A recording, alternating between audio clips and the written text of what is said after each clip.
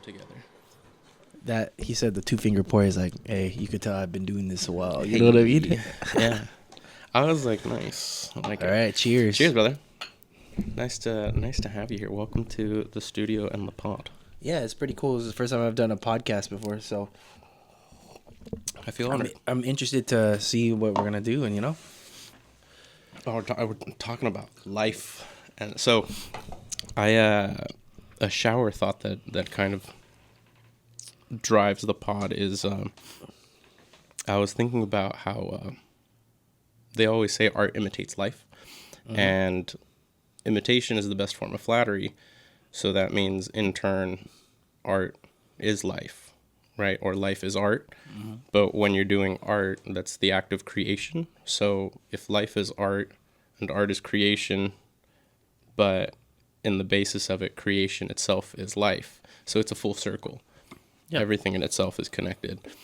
Well, yeah, I mean, creation, that's like almost biblical. Yeah. If you want to talk about that. I mean, like, yeah. Creation is like, it starts from like, I grew up like within the Christian religion, Okay. So I went to Christian school since I was from Get that mic a little closer to you. Yeah. I went to Christian school since I was like from like kindergarten to 8th grade. Okay. And like that's what they teach you in Christian school. They go, hey, the whole creation story, like 7 days. Mm-hmm. That's like, I think that's like a figment of life as well, because you just gotta think without getting too religious, I'm saying, but like the concept of that creation is like very powerful. It's like, we are creative creatures ourselves, and through that you can express yourself in multiple different facets, and everybody is so different, and everybody is so like, they need to be an individual. Most people, they should be an individual. Yeah. So you should strive to be a creator in whatever way like you can possibly be, Yeah. And it's different. It's different for everyone. That's why everyone has their own calling. Yeah. Like for you, I see you as a martial artist. Yeah. And that in itself, it is creation too, because you're creating different, and this is the way I see it at least, you're creating different answers to questions that are constantly coming up. And it's never the same question that you have. Yeah, 100%. Martial arts in general is very deep, though. There's like there's multifacets to the art. Okay. So yeah, like I am a martial artist. I like to. It sounds super corny, but it's like I like to be like consider myself like a human being. But okay, that's what they asked Bruce Lee that. They're like, are you like Chinese? I don't know the exact quote, but like he goes, I'm a human being. Interesting. I like to think of myself as a human being.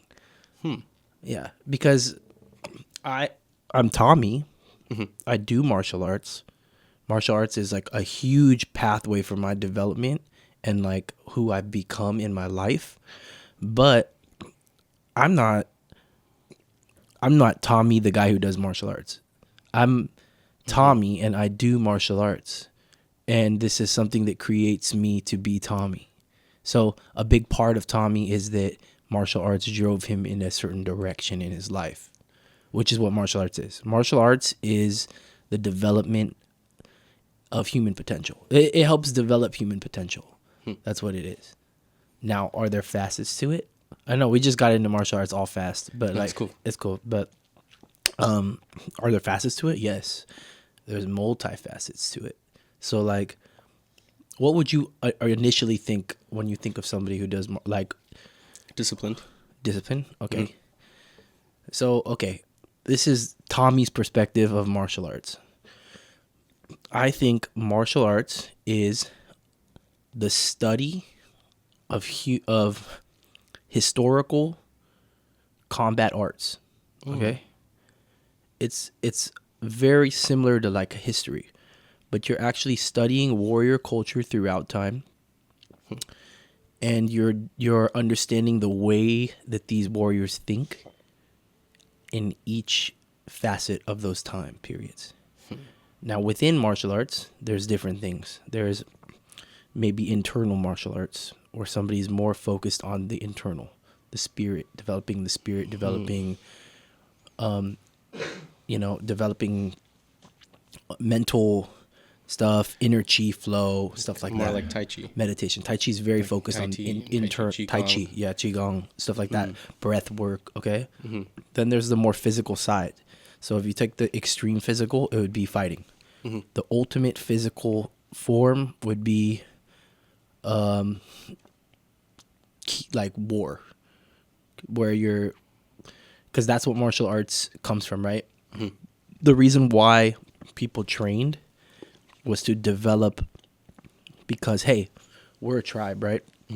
And these guys are gonna go kill us over the hill.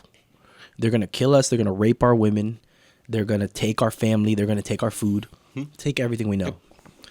We're probably hunters. We need to learn how to defend ourselves so that we can defend our families. And so this is what martial arts comes from. It comes from the most violent aspects of human life. So then there's that, right? So within martial arts, there's like a trifecta, okay? So mind, body, spirit. Now, let's say I develop my mind. Well, look, I can't develop my mind unless I have a sound body, right? Now, once I start developing my body, by developing my body, what do? I develop my mind. And I also develop my spirit. Because you have a fighting spirit. You have a spirit, a will to live. You have a will to create. It's kind of like a domino effect. Correct. It's a trifecta. So it would be the spirit at the highest, and then the mind and the body. So, yeah, martial arts is just, for me, dude, everything. Martial arts is what really shaped me as a human being. Yeah. When did you start? I started as a kid. Yeah, I wasn't the most athletic kid. I was a fucking nerd, bro. Really? Yeah, I was a fucking nerd, dude. World of Warcraft, fucking Yu-Gi-Oh! Like, I play RTS Same. games, Age of Empires, Yu-Gi-Oh! Hours on Age of Empires, like Skyrim. You know, it's like Nice. I'm a fucking nerd, bro. That's like, cool. I was not playing sports as a kid. I was the last picked on the sports team for Very basketball. I interesting. would sit there and watch while everyone picked everyone but me, and I would just be sitting on the sideline watching. My dad put me in like basketball camp, and I fucking, like, true story, bro. My dad forced me into basketball camp, summer camp or whatever, and they wanted to play shirts and skins, and I was like too embarrassed because I was fat. Yeah. And I didn't want to take off my shirt, and like That no was matter me. what. And then that was like the last day I went Damn. to that camp because I was like done with it. And then all of a sudden, dude, you know, I grew up on freaking Conan the Barbarian, you know, like Predator, Bruce Lee movies. Once I saw Bruce Lee, it was game over. I was like, I'm tired of getting picked on. I want to be like this guy who doesn't give a fuck, you know? It'd be like water. Which is crazy because, dude, our generation, Bruce Lee's old. Yep. But if you talk to a lot of martial arts dudes, Bruce Lee inspired them. Because Bruce Lee's like the dude who was like, I don't know, you ever watch Bruce Lee's movies? No, I've only seen clips. Dude, you gotta watch Enter the Dragon, dude. That's one of the greatest movies of all time. But he doesn't take shit from anybody, you know? And then he's the guy, and then, you know what Bruce Lee's message is? Okay, so check this out. Bruce Lee has a degree in philosophy. Okay? Interesting. So his message to the world essentially is, you know, he created this martial art, or this, it's more or less a way of martial arts. It's a concept. His name is Jun Fan, so he created like a Jun Fan Kung Fu, which is like his system. But on the other side, he created this thing called Jeet Kune Do. Okay. And Jeet Kune Do means, his idea is using no way as way, having no limitations as your limitation. So it's pretty much honest expression in its fullest form. So how can I, as Tommy, express myself fully and honestly? Now, you could talk about that in martial arts and say, hey, when this happens, how can I do this? Instead of me being a robot, I can be very highly adaptable like water, right? Or I could be like that as a human being. and express myself honestly in everything I do as a human being, which is like once dude, I was reading Bruce Lee as a fucking kid, just read his book over and over again, you know, samurai books, all this stuff, and it's all the same concepts of, hey, you know, you need to be disciplined. You need to be. You got that little head change. Yep. I felt it and I was like, oh, that's the time. It hit you, baby. Yep. I was like, there it is. That's your time. That's funny. Ding. That's what it was like. Ding, ding. Yep. Yeah. The microwave went off. I was like, it's done. Yeah, man. But yeah, I just I guess what I'm trying to say is like being an individual, like, Yeah. and like that doesn't have to it doesn't have to do with fighting, but being involved in that kind of helps you build your confidence, and then seeing other people who are like, hey, you don't have to fucking follow the crowd. Yeah. You could be yourself. You could do whatever the fuck you want, and as long as you're like real legit about it, you're way ahead of everybody else, and unapologetically you. You know what I mean? Yeah. That part. For me, Yeah. it took me a while. I was in my early 20s and I came across a quote and it said, once you stop caring what other people think about you, you've Yeah. reached a dangerous level of power. Yeah. And I was like, that. I was like, Yeah. that's what I want. I'm going to hang on to that. I was like, Right. the only person that I should care, like what I think about, is myself. Yeah. That's whose thought I should actually care about, because that's who's dictating my life. I'm living my life. Yeah. And most people, dude, they and I'm not hating on it. Like, No, of course. a lot of people, they grow up and they don't know any better. You know, I was luckily be inspired by a lot of cool people, and I'm, like I said, I'm a nerd. So when I'm into stuff, I'm really into it. Yeah. You know what I mean? Yeah, you're like us. You go deep when you like I something. go deep. Yeah. So, like, I grew up on punk rock. You know, I grew up on freaking heavy metal. Punk I rock, remember. You told me motherfuckers that. who questioned authority, dude. Like people who did like, fucking Ghetto Boys, like Yeah. guys who questioned Megadeth. man, guys who like questioned the government, questioned authority, who unapologetically themselves, you know, hey, do whatever the fuck you want. You know, I'm this, I'm that. So like these are the guys who were my heroes, and then when you get to Bruce Lee, he's like Next level. Bruce Lee's next level shit, because this, not only is he a badass, he's educated, he's very smart, and he's coming out with like shit that's like mind blowing. So I'm like, you know, I'm heavily inspired by that shit, you know. I didn't know that he was a theologist. That makes a lot of sense. Yeah, he has a degree in philosophy. Oh, philosophy. Philosophy, Sorry, yeah, my bad. philosophy. Yeah, They're- San Francisco. Yeah, No shit. Philosophy and theology are like similar. they're almost there. I thought they were. Theology is actually just like the study of a religion. Oh, okay. Yeah. So like I have a buddy of mine who's he's studying to be a pastor, and he was a theology major, That's cool. specifically for the Christian Bible. I have a friend who's he's in the church. I think he wants to be a pastor too, but dude, this guy's an interesting character too. He's he's a serious martial artist too. Like he's a martial arts coach at my gym, and he found God, and he's like all about the church. But this guy Nice. trains harder than any guy I've ever met. He's got serious drive. Like shout out to Trent. But yeah, Nice. Yeah, those are the people that you want to be around. just interesting people, dude. Yeah, I just It's want to be around intoxicating. interesting people, you know? And like I said, like people who are like fully and wholly themselves, because how many people do you meet? I would say most people float around the earth pretending like they're part of the crowd, you know? They're like hey, and this is like a problem that I always had, is like, okay, like let's look back at high school, right? And you see these people, these cliques, right? Yeah. And people are cliques, right? Yep. All of these motherfuckers in that clique, all of you guys, some of you guys, you're just pretending. You guys aren't really real friends.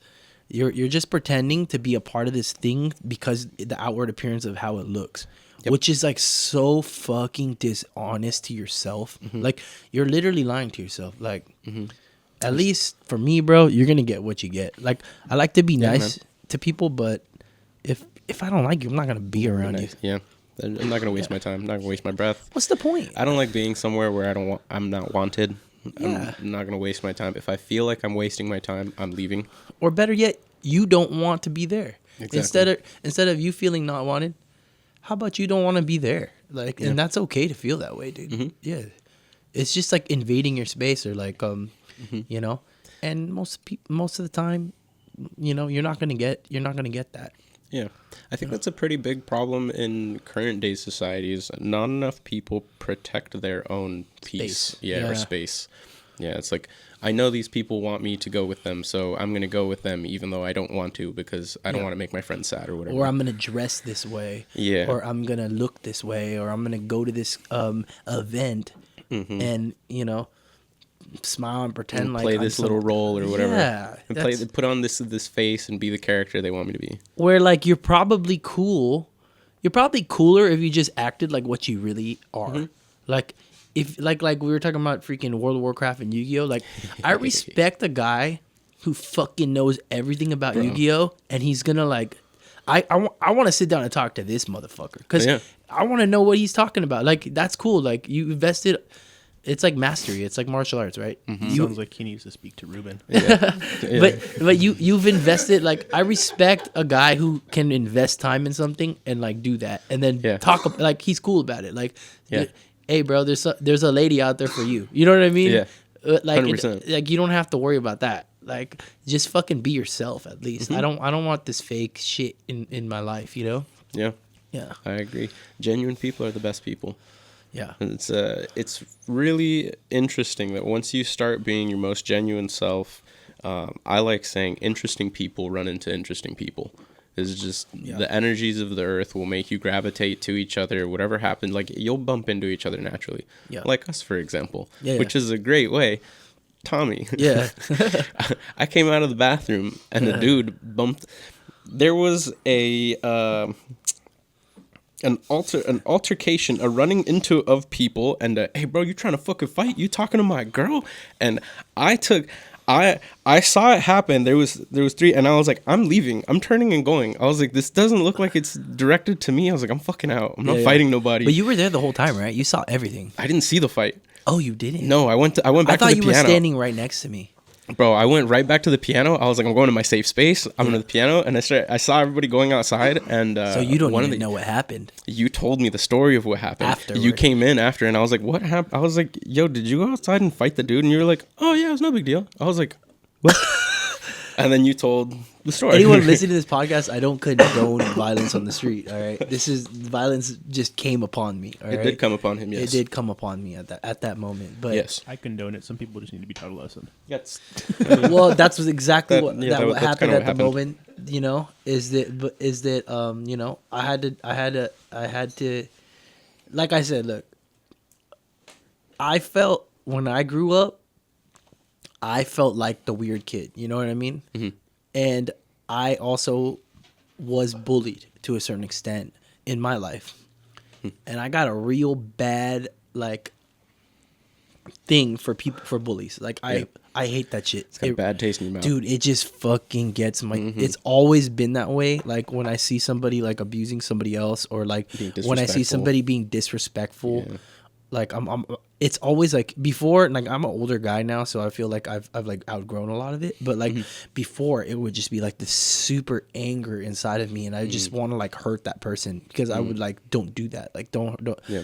Which is not a good thing. That's not a good thing at all. You know what I mean? But at that moment, I wasn't like that anymore by the time you met me, but it happened, dude. You know, Yeah. it happened. Well, I mean, he kind of wanted it. Okay, so He you want kinda me to go wanted it. from the beginning or Yeah, like beginning. Okay, so like where he was like, "Yo, you're getting at my girl," which is funny because you had like just arrived, right? no, so okay.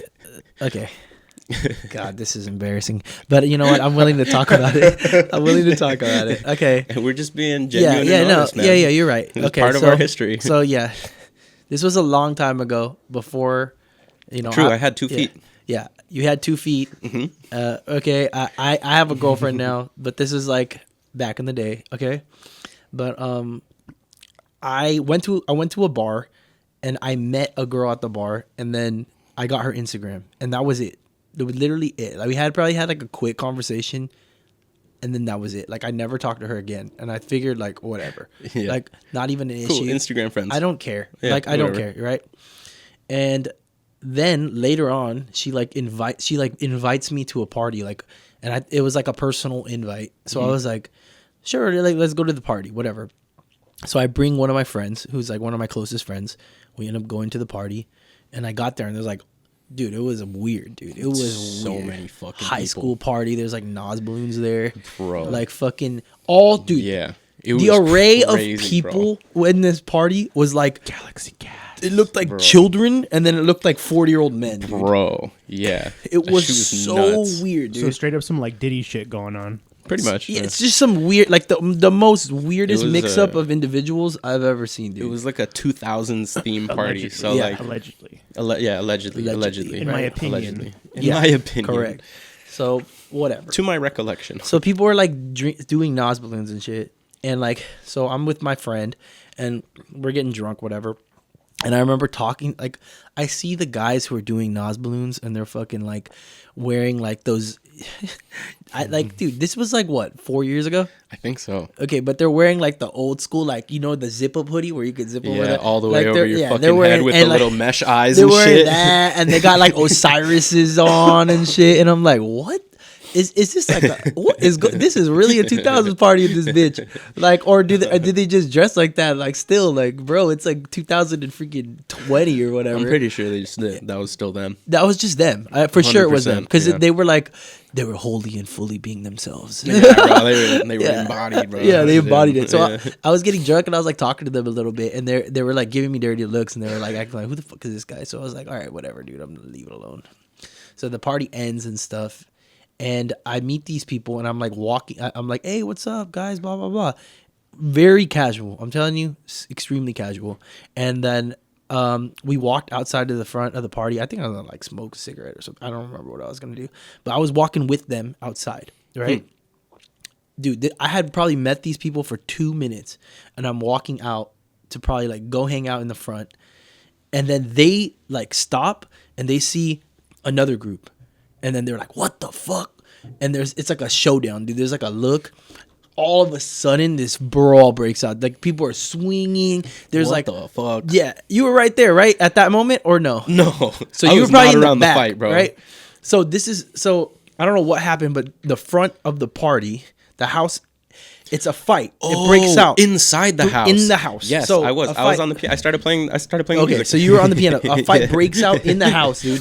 Yeah. The whole thing is just like wild, right? So I'm like, whoa, what the Yeah. fuck? So I back out. Like, I'm drunk at this point. So I'm like, yeah. I back out. Whole fight breaks That's right. out. There was 2 fights. Yeah. So then I forgot. the fight. This is like like Fucking a right. Yeah, mayhem like a too. whole- Like yeah. like a whole like some chicks threw like hands too. 2 girls. Yeah, the 2 4 girls are like fighting each yeah, other, right? And then dudes jumped in and they fucking I don't dragged know what. outside. Yeah, so It was I don't know crazy. what happened, right? So it all settles. It all settles. The smoke settles, and I'm like, find myself back at the front, and I see the people I was hanging out with, and there were the 2 girls there, and I go, "Hey, are you guys all right?" And they're like, "Yeah, we're gonna go home." And I'm like, "All right, peace out." And I walk back in the party, and I see the other people. They're like standing in the front, and I'm drunk. I probably shouldn't have said this, but I was like, "Hey, are you guys all right?" You know, I try to be like, "Hey, are you guys all Yeah, right?" just being nice. I'm trying to be nice, you know. And then the guy's like, "Oh, fuck you," blah blah blah. So then we start getting into it a little bit No shit. because he's like, "You were with them," and I was like, "No." Like I literally was like, "No, no, dude, I'm not." We didn't even argue. I was like, "I'm not with them, dude. Like I don't even know anybody here. Like I'm chilling." And then at that point, the guy's like starts screaming at me, and he's like, "I'll fuck you up." Blah, blah, blah. Yeah. And then I'm like, there's like a crowd. It's just like 3 a.m, dude, in the suburbs. Okay. Yeah. Like 3 in the bro. yeah. There's like people, Some random ass neighborhood. random neighborhood in the suburbs, 3 a.m. It's just Mm-hmm. me, my friends like on the side or whatever. And then the guy like starts screaming at me, and I'm like, dude, chill out. You don't want to like fight. Like we're not gonna do this right now. And then he pulls a fucking gun out. Okay, so the guy pulls a gun out, and he's like waving it or whatever, and then he like gives it to his friend, and then my friend's like, "Tommy, don't fight the guy. Don't fight the guy." And I'm telling you, that little ick in the back of my head is just like, this guy. So in my head, I'm like, first of all, if you pull a gun, you've probably done it before, and then also like, you know, you're threatening somebody's life at that point. You're threatening somebody's life. So I was like getting really like, I was getting really like anxious, scared, confused. And the alcohol didn't help. Alcohol doesn't help, and then also I'm willing to stand on my word. You know what I Yeah. mean? So it's like, so at that point he gives the gun to his friend, and then he's like, you know, hey, and then I'm just like, you know what? If I go back in the house, who knows what this guy's gonna do, right? Yeah. This is what I'm thinking in my head. I'm like, well, I could go back in the house, but they're gonna jump me, or I could fight. I could fight the guy, and then I'm gonna get shot, and I'm gonna die.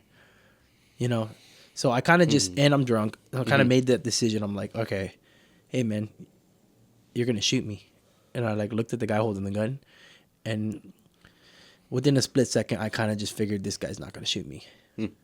So I was like, okay, and then I kicked the guy in the leg. The guy swung at me, and then I sweeped him and I choked him out, and then I let him go, and and then he like fell on the ground, and then I put my hand over his face, and I'm like, hey man, you know.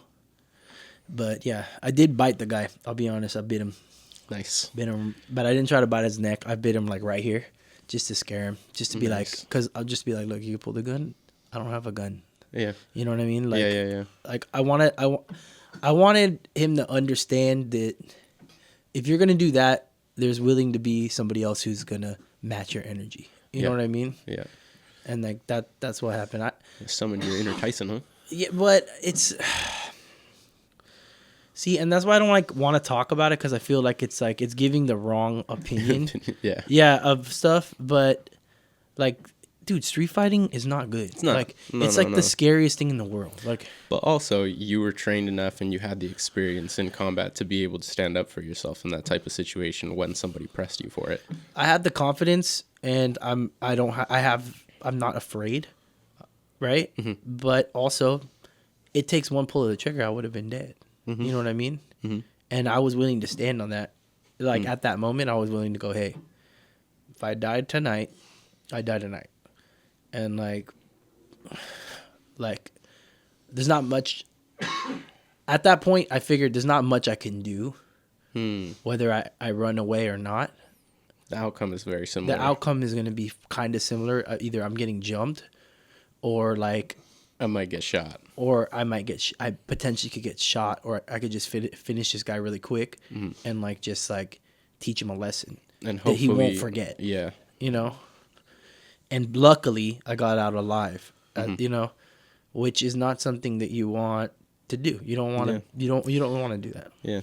Never even have to be able to say, you know? Fuck, dude. Yeah. You know, I could be not here because of that stupid decision I made. But like I said, you know, like, you got to stand on your word. Like these people, a lot of people, they don't know any better. You know, they grow up in this world where that's the thing that they do. That's all they know. They're right. Like that's the thing that they do. I'm sure you guys know a lot of guys like that. Like just like guys who were like grew up in the hood or whatever, and then like this is the way they communicate, you know? Yeah. But they're not really realizing like, oh dude, like Not how the real world works. it's not how it works. Yeah. It's not how it works. And like I just wanted to show him, cuz like I don't think that guy will do that again. No. Which is what the plan was. Yeah. Was like, hey, I mean, if I wanted to hurt him, I would have, you know, but I didn't. I chose not to. You wanted to show them that if somebody wanted to, they could. I wanted to treat him like a bitch. I wanted to be like, I could fucking rape you right now if I wanted to. Yeah. But I saved your life, motherfucker. Bro, I share a reel with my friends. I'm like, look, this is why you train, and it's jujitsu guys going. Remember, if one guy can hold you down, a second one can rape you. Yeah. Or the same guy could rape you. If you know what I Yeah. mean? So it's like, I just want like that feeling of insignificance. That shit is in somebody's head, and like I've had that feeling. You know what I mean? But like, so it's like I know what it feels like. So it's like once you've gotten that feeling, like especially that's the cool thing about fighting, right? It's fucking eye opening too. You Yeah. go, Jesus, fuck, I am so small. Yeah. You go, I am nothing. Like me, like I'm not a tough guy, dude. I mean, I'm a tough guy, but like I'm saying, like It's I'm funny ju- hearing you say you're not a tough guy. yeah, but I'm also saying, like, you know, like somebody could hold me down and rape me. Yeah. You get what I'm saying? Yeah. There's always a bigger There's fish. always a bigger fish. So it's Yeah. like, dude, like I just wanted that guy to know that, you know, like, hey, dude, stop the bullshit. This Yeah. is like, and then this goes back to like the original thing we were talking about, how like people are in a crowd. It's like groupthink. Like he wants to feel like he's tough. He's probably Yeah. got a couple ladies there. He's trying to be Mr. Big He's Man. got and show Mr. Big off. Man with the gun, and it's like a thing, you know. And it's like, don't do that, bro. Like your life's not worth it, and you're lucky that I wasn't like crazier, Yeah. you know. And I'm lucky he wasn't He crazier. wasn't crazier. Yeah. You guys Like- both had a leveled enough head Well, to like, just leave it where he was. he figured it out. Like at the end, like when I let him up and let him walk away, he's like, "We're cool, right?" And I was like, "Yeah, we're cool." But I was like, That's cool. I like Yeah. walked away like, "Jeez, bro, Yeah. what the fuck is this? What's going on?" That's man?" a wild experience to have, man. Yeah. And then, you know, I've had a few experiences like that in my life, you know. So, and I don't know. You don't want to be in those situations. Street fights is not the move, dude. It's definitely not. No, your head hitting the concrete head and concrete don't mix. Oh my god, dude. They I've don't. gotten my head stomped into the cement, dude, Ooh, by a woman. What? Yeah. Why?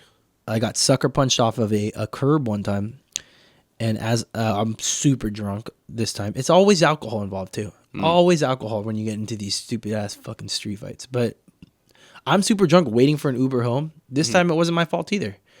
And I was like, hey, like, you know, there's been a few times it was my fault, but like Yeah. this time it wasn't either. So I was like, hey, like, what's up, ladies? Like, I was trying to talk. I was like so drunk, and then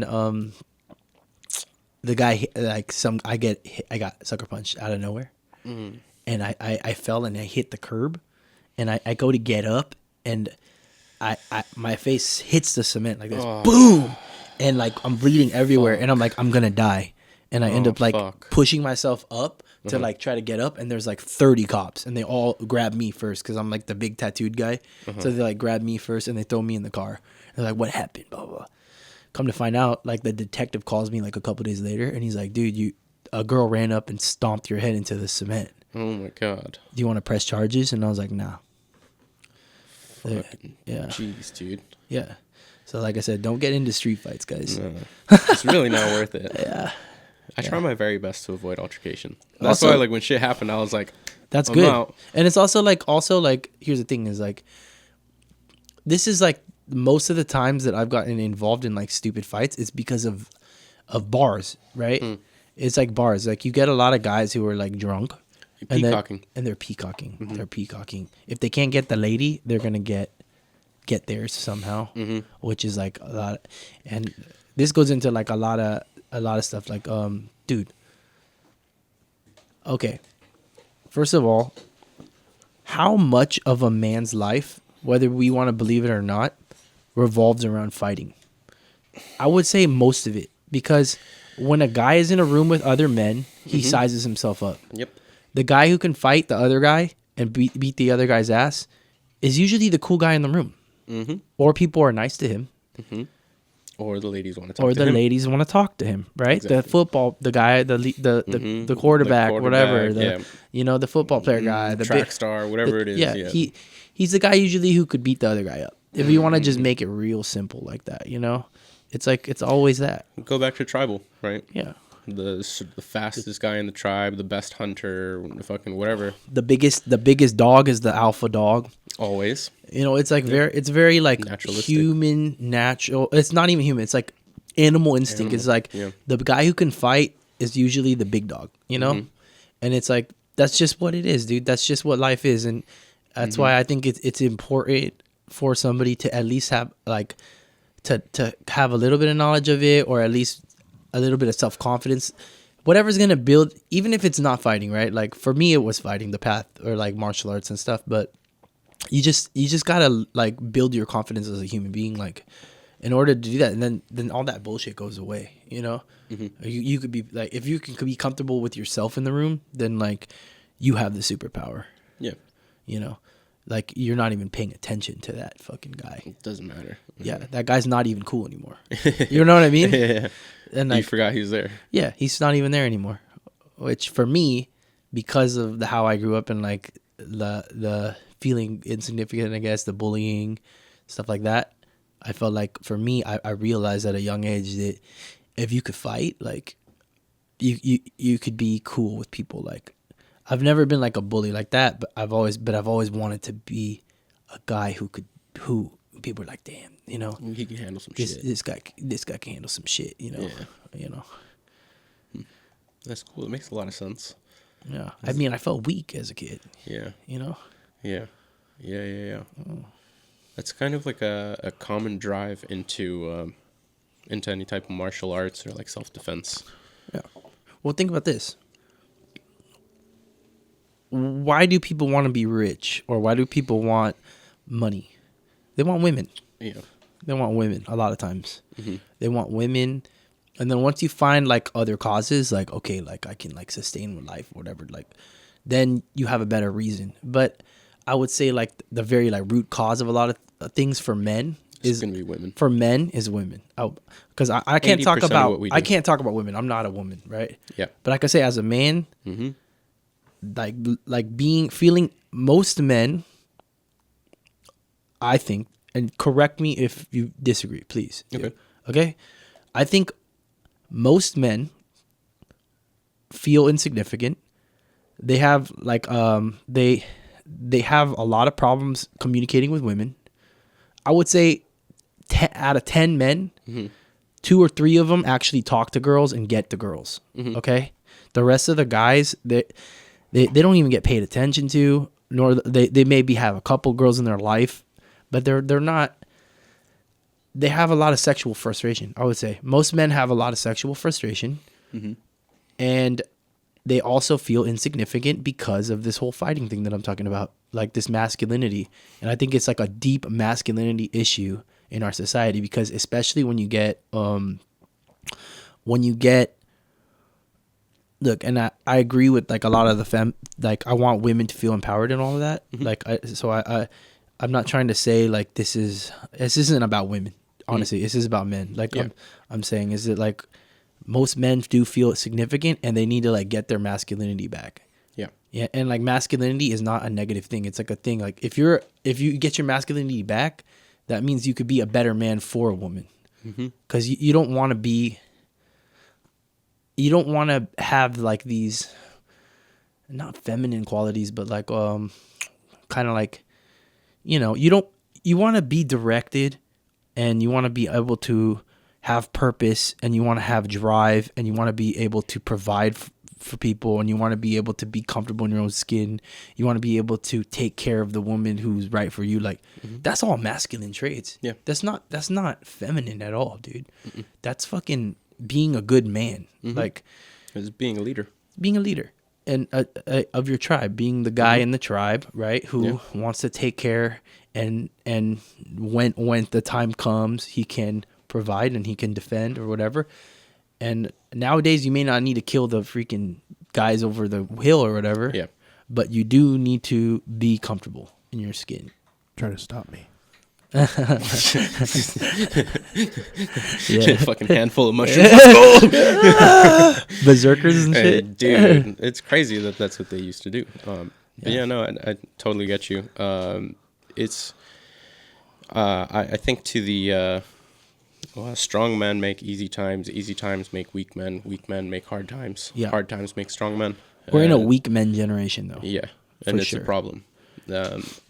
Personally, I always think about like how easily accessible sexual gratification is. So like porn. pornography, super available. Yeah. Beyond like going and talking to women, now there's OnlyFans where you can Pretend to pay talk to $5. Yeah, and you have like Yeah. a fucking online girlfriend that doesn't do shit for you. You're never gonna leave your house. You're just gonna stay there and fucking. Well, also message you're her like all the time. masturbating. Also, like Yeah. you're pretending. Okay, look, I've watched porn a few Same. times in my life. Okay, We're men, I'm gonna you know? admit it. Okay, We're men. But like Happens. what I'm saying, yeah, I have mainly urges, whatever. But like what you're doing is like just like in martial arts, right? It's all about repetitions. So if I do the master of 10,000 reps is the master of that move, right? Like Bruce Lee says, I don't fear a man who practiced 10,000 kicks. I fear a man who practices one kick 10,000 times, right? If you watch porn 10,000 times, which a lot of men have, you know, what you're doing is you're training your brain to be satisfied. And then you're also doing like this kind of, it's almost like cuck shit. You know what I mean? Yeah. And then you're doing this shit, and you're training your own mind to be satisfied by whatever this is, which is creating people who don't want to talk to other people. Yeah. That, in general, even if it doesn't have to do with sex, like now you're creating a man who has like this social anxiety to talk to women. And then to top that off, we're going to go play video games. We're going to do all this stuff that is very antisocial. Yep. You know? Yep. It ain't right, brother. Like it ain't right. Like I like games, I like all of that, but like I don't know. I want guys connection. to feel and I also feel like a lot of guys are like, I see it in some of my friends and like in society, and I'm like, dude, like I just want men, like I want men to feel strong and like they're able to like be themselves, especially like women too, but like I think, I don't know, women probably go about it differently. Like I only can speak for myself because I'm a man. Like I can think like, right now I'm like, I don't know. I've it's never just been a different. woman. Yeah, I've never been a woman, so I they can't think talk differently. about that. Yeah. I don't know what a woman would I don't even just wanna- want to do. Yeah, You and know, and my women. lady just wants to stay Good home news, and guys. have kids. It is 2025. You have a choice. You know what? Yeah. I identify. I want to be in the kitchen. Yeah, but then that's like even like if I were to identify as a woman right now, that would be like almost fucked up to women. It is. It's almost fucked up to women because Yeah. I'm like, dude, like You could I have never be. no fucking idea what it's like to be a woman. And you could never. Yeah, so I'm not gonna fucking pretend like I am. Like, and like yeah, like dude, I don't know, man. I just want guys to be better and feel more comfortable and be able to like. And I see a lot of like dudes who are depressed, dude. Mm-hmm. I bet you know like a lot too. Yep. So, and they It's probably from don't a lack admit of it. purpose. Lack of purpose. They don't. It's a lack of purpose. A lot of times, from what I noticed, they're living like a stagnant life. They just like go to work, eat, Yeah. sleep, play video games, but like Jack there's no off. movement. Jack off. Yeah, there's like Yeah. no movement in their life. They're not like physically active. Yeah. And I'm a big fucking dude of sayings. So Yeah. like, for me, still water gets murky. Yep. You know. Yeah, Sitting that's a water good one. smells like shit. That's a So, good one. You know, you gotta fucking run. Go for a run. Do some exercise. Fucking push-ups, whatever. And like that sounds so fucking lame. Yeah, that sounds so lame because it's like, go for a run, bro. Oh shit. Grab it in a second. Yeah, I'm a Zin again, dude. Another Zin. No, but it does sound stupid to like push like exercise, but exercise is like a big thing. Exercise is like I said. RFK Jr. in office now. We Yeah, can I push know, that shit, baby. dude. Push that shit, I'm baby. actually excited about that. Yeah. I like RFK Jr. He's Me like too. he's an outward thinker. He's like a punk rocker, dude. He's Yeah. like exactly like the shit I grew up on. He Yeah. questions authority. It's exactly what we need. Yeah. Exactly what we need right now. But like dude, like even like just like simple as like let's not even work out. Like me, like I'm addicted to working out. I'm an addict, okay? So like you can't like I don't want to push like working out and like stuff like that because like I've definitely used that as an escape in my life. Yeah. You know, so like Well, too much good stuff is bad stuff too. So, yeah, you know. Well, for me, it's just like, you know, I had a lot. I spent 5 years in the Marine Corps, and there was a lot of those times where I felt, and even before that, you know, I've had therapists who told me that as well as like, even like I said, like I've always felt out of place. So then when I was in the Marine Corps, I felt more out of place, and I think Interesting. including depression, it leads me into what do? I need to work on myself. So then I go to the gym. You know what I mean? And then I get the endorphins from the gym, and it helps me. Now, at least it's a good addiction, right? But what I'm saying is like, not everyone's gonna like to lift weights or whatever, right? No. At least fucking get out of the house, Yeah. bro. Get some sun. Go for a walk. Get out of the fucking house. Yeah. Get off of the fucking screen. Yeah. I think a lot of not people healthy. have a big misconception about what exercise is. Like just Yeah. just get your heart pumping. Like, Yeah. I mean, what you did this morning, just walking up and down the shore, casting the line, that counts as exercise.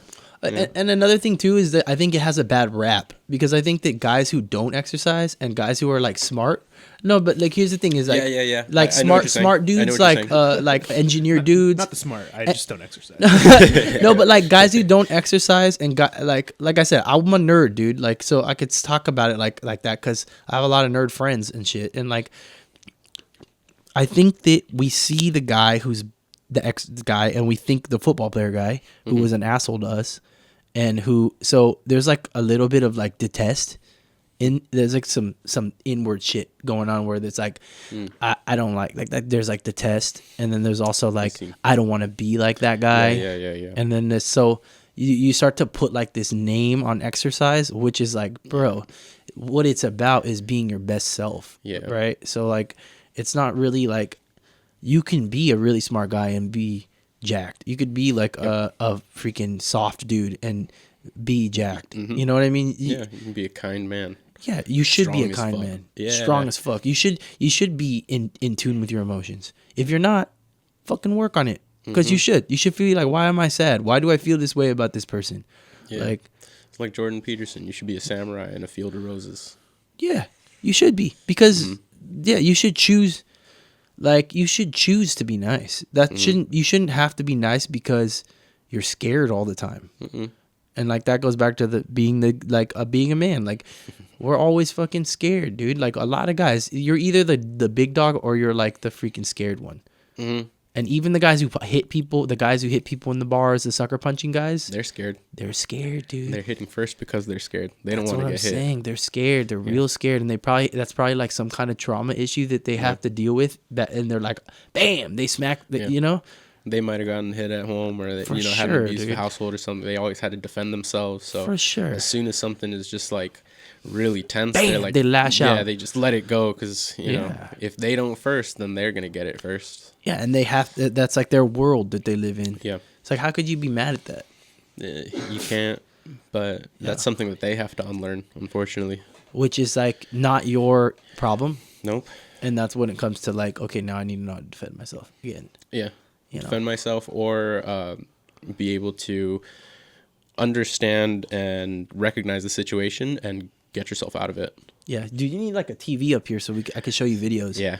No, we're just working on it. Okay, cool. Yeah, but Next time you're in, we'll have a TV up. cool. It's Got a you. whip, work in progress. Yeah, it WIP. is. It is. It's a whip right now. Work in That's cool. progress. That's good. We need space, basically. Nah, you just get no. you get something down here, like something down here. Oh, and no. get it like Yeah. this, or you. Oh, maybe we'll do that with OBS. We'll move the projector screen to there, and we can.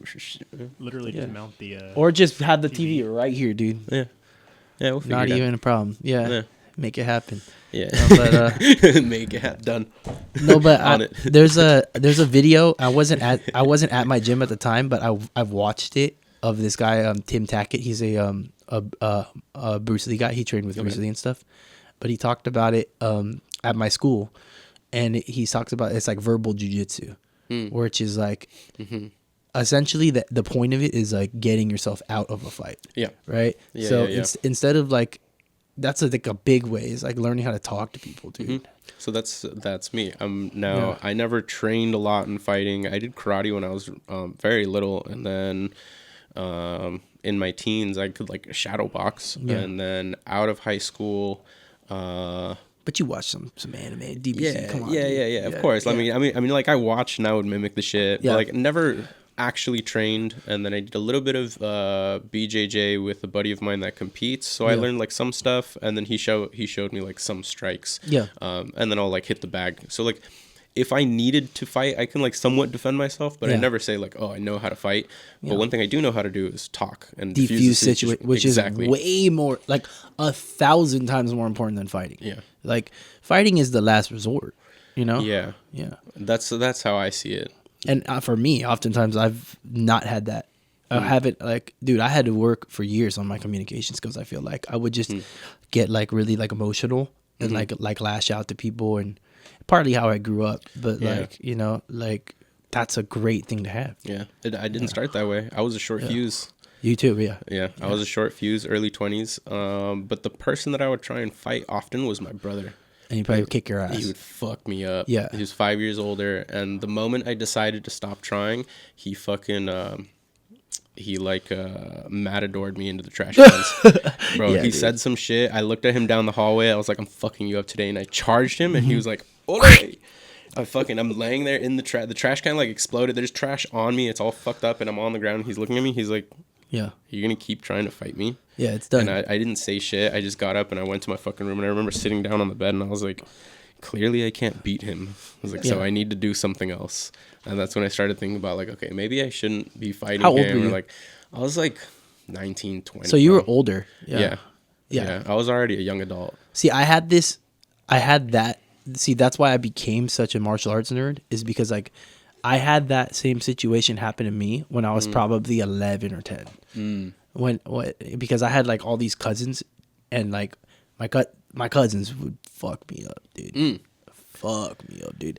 They don't even like think about it, I think, until now. Now they know. But like, dude, they fucked me up all the time, dude. They would throw blankets over my head and beat me up. They would like lock all the Fuck, freaking. There was like a little T hallway in the house, and they would like lock all the doors and they'd turn the lights off, and they'd pretty much just take turns whooping my ass, doing like Oh, wrestling no. moves on me, like just Damn, like, son. dude, yeah, it was bad. WWE. in And the I would hallway, cry, baby. dude. I would cry and tell my parents, but my mom's like, I'm first generation from the Cambodian side, so Yeah.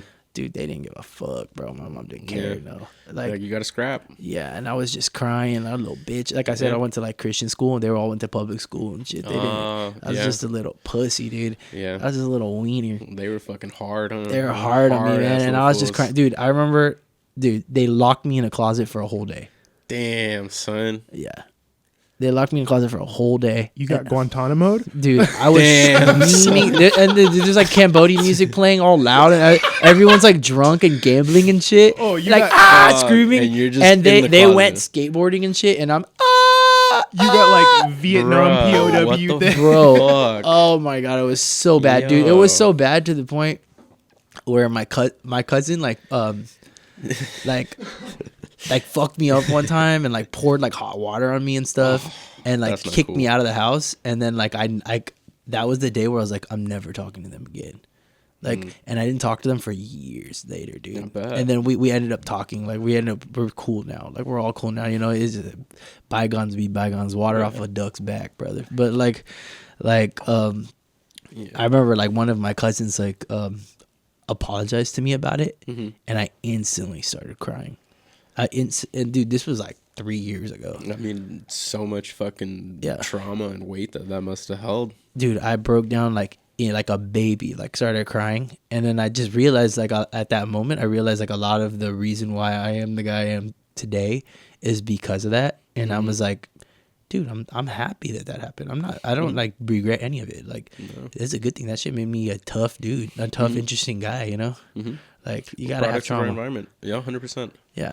Yeah, everything that we've gone through has made us who we are today. Do you have trauma? I feel like everybody does, but like, Yeah. let's hear a little bit.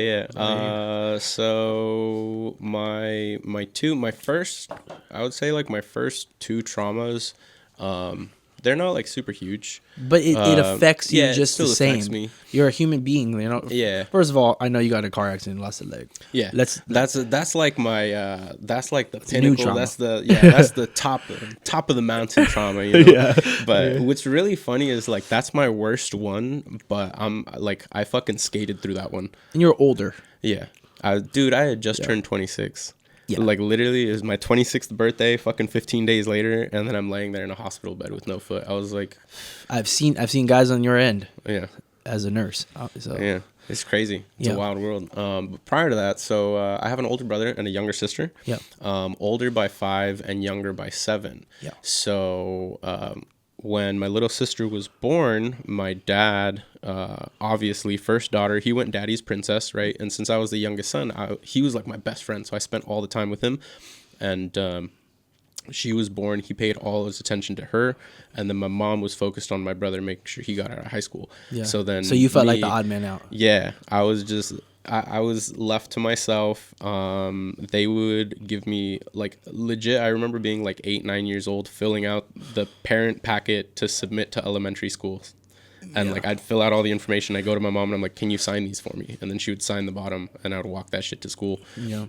And they would always tell me, they're like, "Well, you have Sebastian and Justin. Those are my two closest friends. I still know them to this day. Shout out to them. Those are my boys." They're like, "You have them, so like you guys will take care of each other. You're good. If you need us, like, call us." And throughout like all of my elementary through high school years, I had like zero support through my family, or through my parents, I should say. So, was it zero support, or did you feel that way? Honestly, like now I that had you look little, back, it wasn't zero. It was little. I had a lot of guidance, but for the most part, not the support you needed. no. It was just a lot of guidance. Like the biggest thing that I remember is if you want to do something, you're gonna have to figure out a way to do it. Yeah. So, like at 7th grade, I thankfully my neighbor, a sweet old neighbor, Miss Eileen, she I was walking to school and she was like, "Hey, do you want this 12-pack of Cactus Cooler?" And I was like, "Sure." Yeah. I was like, "Why not?" So I'm carrying a 12-pack of Cactus Cooler to school. Like, what the fuck am I gonna do with this? Yeah. And I was like, "Fuck it." So I put them all in my bag, and I popped one out during school, and I started drinking. And someone was like, "Yo, you got sodas?" And I was like, "Yeah." They're like, "Can I buy one?" I was like, Sure. "Sure." I sold out in a fucking day, and I was like, make $12. money out of Yeah, this. and I went, Yeah. "Oh shit." Exactly. I Yeah. went, I can make money. I now know what I can do. So I took that 12. I went to it was called a Bilo market. Yeah. And Shasta Cola. I could buy a 12-pack for $3, bro. So I bought 24 You're one of sodas for those kids. $6. I was like, "Yo, Yeah. I'm about to fucking flip this shit." There was always bro. at least one of them in the class, dude. Yeah, so I started slanging sodas. So immediately, I was already fucking Hustling. dealing. Yeah, so all 7th grade, I was slinging sodas. 8th grade, I fucking upgraded, and I had fucking chips and candy on me. And then High school? high school is where it gets interesting because I stopped selling snacks, but my brother started doing electronics. So I would see people with broken stuff, and I'd be like, "I can fix fix that." it. Yeah. So then I'd tell my brother, "Yo, how much?" And I would start setting up deals. I would carry a little notebook. I was like, "Give me a deposit, $30. I'll take your phone. Here's your fucking slip. Find me in a week. Bring me the receipt. I'll have it. Extra remaining balance, whatever. Boom, boom, boom, cash."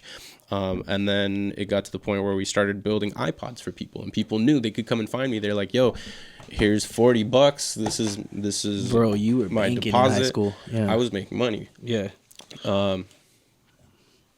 So That was your thing, and then yeah, oh. I mean, I've just been hustling since I was young. I heavily so. For me, I thought if I could become an athlete, then I would earn my dad's attention. That's what I was like always searching for. Because like in my mind, I was like, "Oh, I lost it to my sister," right? So I was like, I want some in your attention brain, back. yeah.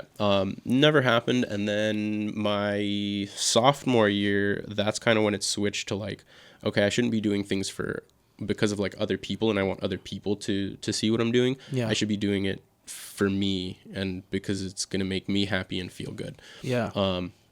Because I played soccer for 3 years. Yeah. And my sophomore year, the team that I was on, I was a goalie, but I was super, super discouraged because the year prior there was a taller goalie than me that wasn't better. He was just taller, and the coach picked him first because he could just put his hand up faster than I could he's jump. tall. Yeah, so I was like, "Fuck this! If this is how they're gonna dictate how starting that's position, how sports works, Yeah, man. so I was like, Favoritism. "This is bullshit. I'm done playing that position." I went. I ended up being on the JV team, and then they needed a goalie. But I was also team captain. Yeah. But I kept my mouth fucking shut. My position is goalie. Like I Yeah. play goalie, but I was playing. But you were team captain, center mid. so that's good. I was also team captain, but I kept my mouth fucking shut. And my coach was like, "Anybody, please, if anyone can play goalie, like today's the day we need you to sit in." baby. And one of my buddies is sitting to my right, and I was like, "JJ, don't you fucking say anything, because I don't want to play goalie." And he's like, "Bro, but we've like you could fucking do it, bro. Like you're a fucking beast. You should be in goal." And I'm like, "JJ, shut the fuck up." And then he's just like, "Eric plays goalie." It's like a fucking movie, bro. And I was like, "Fuck, bro." And my coach is like, "You play goalie?" And I was like, "That's actually my position." He's like, "Why haven't you said anything?" And I was like, because The I don't squeaky want to play wheels goalie, bro. get the juice, man. Yeah. That's what it is at the Mm-hmm. end of the day. I've seen it many times because I'm you. I'm the Yeah. guy who shuts my mouth Mhm. and works, but never works out in the real world. Yeah. Mm-mm. You end up getting put where you're supposed to fucking be anyways. Yeah. Life gets you there. So I played that game and we tied for the first time in our season. We fucking tied, Yeah. and the whole team was like, "Yeah!" And I fucking took the gloves. They weren't even mine. I fucking threw them on the ground and I sat down against the post and I was just looking at all of them fucking running off. And I see my coach walking over to me, and I was like, I know exactly what the fuck he's gonna say. He came over and he looks at me sitting there and he goes, "You know we tied because of you, right?" And I was like, "Yep." And he goes, "You know this team needs you in goal, right?" And I was like, "Yep." He goes, "So you're gonna bring your gloves tomorrow to practice?" And I went, "Yep." And he was like, "Cool." And you stayed goalie. Stayed goalie. That's I fucking dope. love dude. that position. So It's- you it's were so an much fun. athlete. You I were was an athlete. Yeah, you were an I've played soccer since I was like Wow. 6. That was my Yeah. main sport. Yeah. See, I wasn't you. Like, I'm not an athlete. Like, I'll say it now, I'm not an athlete. I don't know. I feel like being in martial that like you were in my eyes you would be an athlete. Right, but I'm not athletic. Right, like I suppose. yeah. I So guess. Sure. like no, I am now. Like I am now, but Okay. I've built that. I've built it. Right, like Okay. like this. This is like one thing. This is another reason why I like I like strength and conditioning a lot, and I swear by it is because like you don't know your potential as a human being, right? Yeah. And like the only way to do that is by strengthening your body in a way where you can find out your potential. You don't know how strong you could be. You don't know how high you can jump. You don't know anything like how flexible you could be, right? Like I could do the splits, right? That's crazy. Yeah, That's but, cool. But you know why I could do the splits? Fucking Because work when that I shit. used to do kung fu and kempo, I would get there an hour early. Okay, this was Damn, when son. I was locked in because this was Damn, like son. I wanted to be cool, dude. I wanted to be cool to my family. I wanted everyone to like. Finally, I found something I could do, which was karate. You know, I was a karate Nice. nerd. You know, Yeah. me and my neighbor would do karate all day. Hell yeah. But they had those splits machines with the like, you know, where you could crank it. Yeah. Right. Literally for an hour every day, I would do it until I could do the splits, and I could do the splits the rest of my life. But it's like I worked on it, Yeah. you know, or like strength. Like, dude, I was weak as fuck. I was so like. I was fat growing up, and then I was like in high school when I started like growing. I was like a skinny kind of kid, Yeah. but I had no muscle at all. And then I just ended up training a lot, and then I built the strength. So like I started getting like, for me, I think I'm obsessed with like what can you do for yourself, like you know, like human potential wise, or like how everything's learnable, dude. Oh, Like, 100%. I really think that 100%. everything's learnable. Like you can learn anything. How any aspect of your life. Some guy wrote a book on it, and he literally gave his life's work about that aspect for free, and he's like willing to like tell maybe $1 or whatever. You can get an audiobook online for like $1. Yeah. But dude, there's fucking so much information out there nowadays. You can be better at anything you want to be better at. Like, YouTube University is a gift. it's a gift, bro. Honestly, Fucking and I've gift. learned a lot off of YouTube, dude. I was about to say probably about 90% of my knowledge. YouTube, dude. I've made a career out of it. Bro. Yeah, Yeah. exactly, dude. Yeah. I think everybody has in a sort of a way, you know. Look, I'm telling you now, a lot Yeah. of the shit that I've learned for embroidery was watching dudes in warehouses in fucking Pakistan. I don't even know the language. I'm just like watching. And boy, can they do it good. and- Like, they're legends, yeah, dude. bro. They probably get like Fuck half yeah. $1 a month. Oh my god, they are ridiculously good. I'm like, bro, how the fuck are you doing that? I know my friend's an engineer. Jesus. He was telling me like, dude, I won't know anything about engineering, but then you'll go on like YouTube and you'll see like some Indian guy in a shack, and he's like Yeah. a master at it. Like Yeah. you're like, what? I'm like, bro, what are you doing in a little shack with this knowledge? Why aren't you fucking Like building rich rockets and shit? You know, Yeah. if you're in America, you're like a baller, dude. Yeah, bro. Yeah, Like it's SpaceX is picking you up immediately. immediately. Immediately. And but It's my favorite thing when you guys are there on Monday, or when you were actually working electronics. Yeah. And I would just show up, and there'd just be some weird shit on the shelf, and I'd be like, "What? What is this?" Alex just be like, "I think you can figure it out." We just need to put that piece on that piece. It's always the All best right. when the customer is like, "How did you figure that out?" And it's like, "Oh, you know, just kind of know." Secretly, just me in the back, tears in my eyes, furiously Googling how to fix whatever this is. Through a whole bunch of forums and shit. It's fun. I'm gonna Good a little time. bit of whiskey right Oh, here. let's go, baby. Let's do Let me just get a little some. bit, just a little sip, you know. Yeah. just Cold a in little here. sip. It's cold in here, buddy. That's true. Thank you. There you go. Yeah, don't be shy. Cheers, man. Cheers. Nah, man, it is. Yeah, I don't know. You Everything can be learned. Everything, Mhm. man. I've read Hey. so many good books, dude. I learned to walk with 1.5 feet. You know? You have a half foot? I guess technically half a leg. One and and- a half I legs. see, I see. Yeah. Yeah, dude, that's legendary, dude. Like, It's pretty crazy. I know people that do it without a fucking knee. That's the crazy part. what about So- those guys who have like nothing and just like Bro. their teeth, and they like live a whole like functional life? That shit's crazy. Yeah. I forget the dude's name, but he's legit just like a torso, and he kind of like Yeah, I've seen like, that guy. And he like shimmies himself. swims and shit. Yeah. like brushes his teeth. You're like, yeah.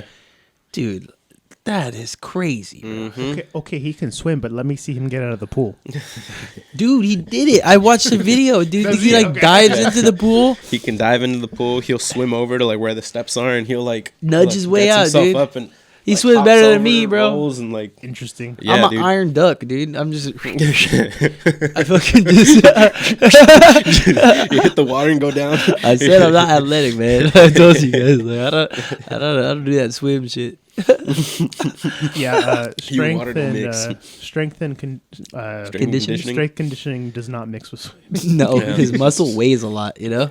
4 Yeah. times Yeah, denser bro. than fat. Yeah, dude, that is a fact, dude. But there's some jacked. I mean, there's a lot of swimmers are just Oh, they're fucking shredded. strong, but it's all like It's like their swimmer fucking muscle. lats and shoulders. Yeah, Yeah, dude, they're built like a they're dolphin. long and wide.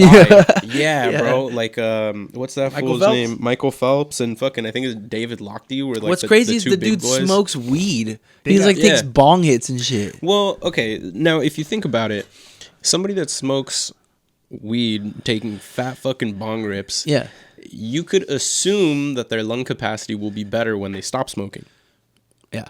especially if he's training while he's smoking. Think about that. Well, another thing is too. I mean, imagine the bong rips that this guy takes. This guy probably just dusts a whole The bowl. whole like, fucking bowl. Bro, he does a lap. He does a the whole fucking- lap under, comes out. spits the ashes out of his mouth. Now he's chewing. The bong wire is going. He says the bong wire is just dry. When he's done, it's just clean. It's just Like, damn, completely bro. not a drop in there. Yeah, that guy's probably a legend when it comes to smoking weed. If you think Oh about yeah, it. 100%. Yeah. I mean, dude, a lot of crazy athletes though. I've noticed this about MMA is dude, it's mostly everything is mental, dude. Because there's guys who are like, no, I cannot drink at all. If I drink, like I'm fucked up. There's guys I know who fucking drink while they're at practice, and they'll spar fucking 12 rounds with you, and they're not gonna be tired. But then, so I don't know. There's just Fucking smoking cigarettes between smoking rounds. cigarettes, like Yeah. people who smoke packs a day, who still train, like who are runners, like marathon runners who smoke, like the human That was body's me, bro. insane. The, dude. the best worst sparring partners are the guys that drink because they Oh, don't they can't feel it, dude. Dude, you hear about the? I don't know if this is true or not, but there was like I've always heard that there was like a guy who was like shit faced drunk on the Titanic, and he lived Oh yes. because his Yeah. body temperature Didn't was feel so the cold. high. Yeah, he couldn't feel the cold. Imagine that, dude. Imagine fucking floating in the water. Oh, that'd be nice. With fucking a bunch of dead bodies, and you're just Oh, well. shit faced. I wasn't thinking about that. I was just thinking like floating in the water, shit faced must be nice. And You're like the "Ah." dead bodies. You said And dead then bodies. just I was like dead bodies floating around, sharks everywhere probably, and you're just smashed. You're just like they pick you up. You're like, fuck, I don't know what happened, dude. Damn, that's crazy. No, I did not think about that at all. Yeah, survived, dude. Yeah. Survived. Like It's crazy. I always think about shit like that. Fuck Like, Rose. He could have gotten on that goddamn fucking door with her. She a bitch. Dude, I never watched the movie. I didn't Don't either. hate me. But Oh, really? I saw. You saw part of it? I've seen the ending, and then I saw the explanation of like the size of the door that she was on. It was like twice the size of this fucking table, bro. Really? And Yeah, this it was is like in an real oak- life or no? Yeah. It was like Okay. an oak wood door or some shit like that. It was for one of the hallways, right? Like it was a yeah, giant. it was like a door. big fucking hallway door. Wait, so what happened with this Black Hawk thing?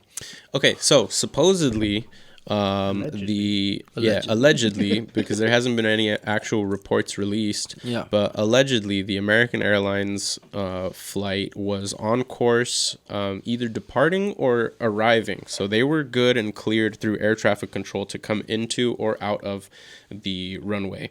Okay. And a Black Hawk from U.S. military was in collision course, and what the recording that I had heard, air traffic control goes, do you have visual on the plane ahead of you? And that's like one of the only communications. Like they're just asking if they can see the plane. So wait, air traffic control is talking to the United Airlines or whatever? Whatever plane. is talking to American the Airlines? Black Hawk pilot. Okay. Because American Airlines was already cleared, they were on path. They had a set course to come into To or land? out of runway. Yeah, can you check and see if it was Which is, I used to be a He's on it. weatherman, so I used to work on the runway. sick? Yeah. We That's can talk dope. about that in a Yeah, bit. But very yeah. interesting. From my understanding, the helicopter collided with the airplane. It crossed paths with the airplane. They were on a course that they weren't supposed to be. That's from my That makes understanding. sense. Yeah, it's probably an air traffic control mishap or something like Yeah. that. So it's the plane's fault or Helicopter. the black helicopter's fault. That makes more Helicopter's sense. fault. That makes more sense. Yeah. Because the plane was, they had stuck to their set course. Right, because the plane, you're just the pilot, and you're talking to air traffic control. And they're telling you relaying you're the clear message. and- They're telling you you're clear, and it's very complicated the way they land. Like landing a plane Bruh. is very complicated. It's one of the coolest fucking experience. Like being in a plane taking off or landing, to me, I fucking love it. It's one of the coolest experiences. And there's so much going on, dude. And that's what people don't know is like, look, I never landed a plane, but I've talked to pilots and they're like, dude, imagine looking at a screen like this small and you're trying to land the plane. And at the same time, you're trying to land the plane, do everything right. And then there's air traffic talking to you, telling you what to do. So and that's all within a matter of seconds, you know? So, Interesting. yeah, and then that's not to mention if the weather's good. So if it's Yeah. clean, You got fucking mean ass crosswinds or something. you got a crosswind or you got like fog Fog. at 2,000 feet water or on the below, runway. water, sleet like ice. Ooh. That's a big one too. Yeah. You know, so Yeah, you know, Yeah. but some of the dude, I seen pilots, dude. I was in the Philippines on a operation over there, and I was the weather guy for this. And I'm talking to the pilot, dude. There's a lightning cracking like literally like 15 feet away from me. Boom! Lightning bolts everywhere. Boom! And, like water everywhere, just torrential downpours. And the pilot's like, "What's that?" So that's okay. So news came in. There isn't much, but I'm scrolling down, and this is from NBC News. It says a source with knowledge of the situation told NBC News that at the time of the crash, there was one controller in the air traffic control tower focused on both helicopters and airplanes. See, that's the problem. Is it, dude? You got fucking one controller. That's not good. No. You got one fucking controller. He's probably fucking sleeping overwhelmed, or bro. fucking yeah. And then this shit's happening. For helicopters and Overwhelmed, dude. That's a And lot of. planes? Generally supposed to have one person for each with one person on backup, I think, depending on where you're at least I know that's what it was for John Wayne Airport when I used to work. Like, You definitely do have to have inspections. more Yeah. than one. I know that Yeah. for a fact. you need one, That's at least crazy. one on each. And then 'Cause also- it's just Fucking too nuts. much. Also, like I don't understand, like how did the shift how did the helo not like see the plane? Like I don't know what happened there. There could have been some kind of problem with the. well, in says the weather recording, and it says that weather they was- You saw they there's could a see the- there's a video too. There's video of the crash, and then there's also like the air traffic controller screen where it shows the little planes on the routes. Yeah. It's showing that with the conversation of the air traffic controller with the Black Hawk pilot, and he goes, "Hey, do you see that plane in front of you?"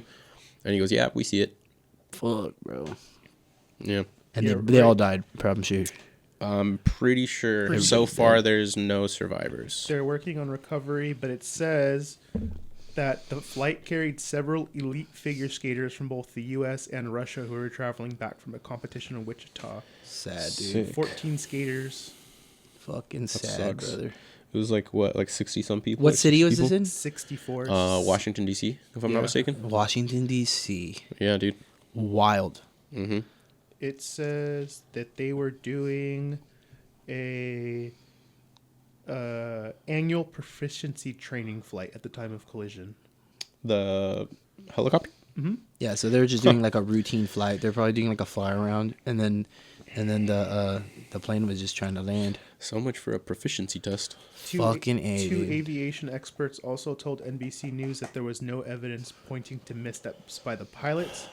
It says experts expect dialogue with air traffic control to be one of the main focal points of the investigation. Yeah. So it's most likely going to be an air traffic control control issue. That makes a lot of sense. that guy might lose his license, dude. He's going to go to jail. Lose his license and go to jail. Unfortunately, he's Yep. going to be the scapegoat. It's For going to sure. be his fault. It's unfortunate for him. But it's also like they're gonna sue. They're probably gonna sue like the. him and They're his probably gonna sue the company, shit out of the airport because it's like.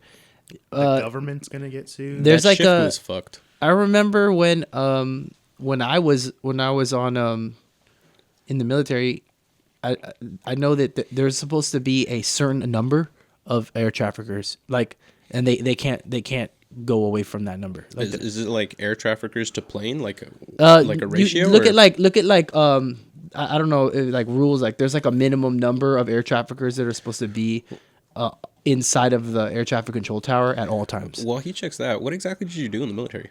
I was a weather forecaster. Like Okay. I was a That meteorologist. was my guess. Interesting. Yeah. How did you get into that? Did you choose that? Dude, or- I thought I was just gonna. I told my recruiter like, "Hey, dude, I like to do martial arts.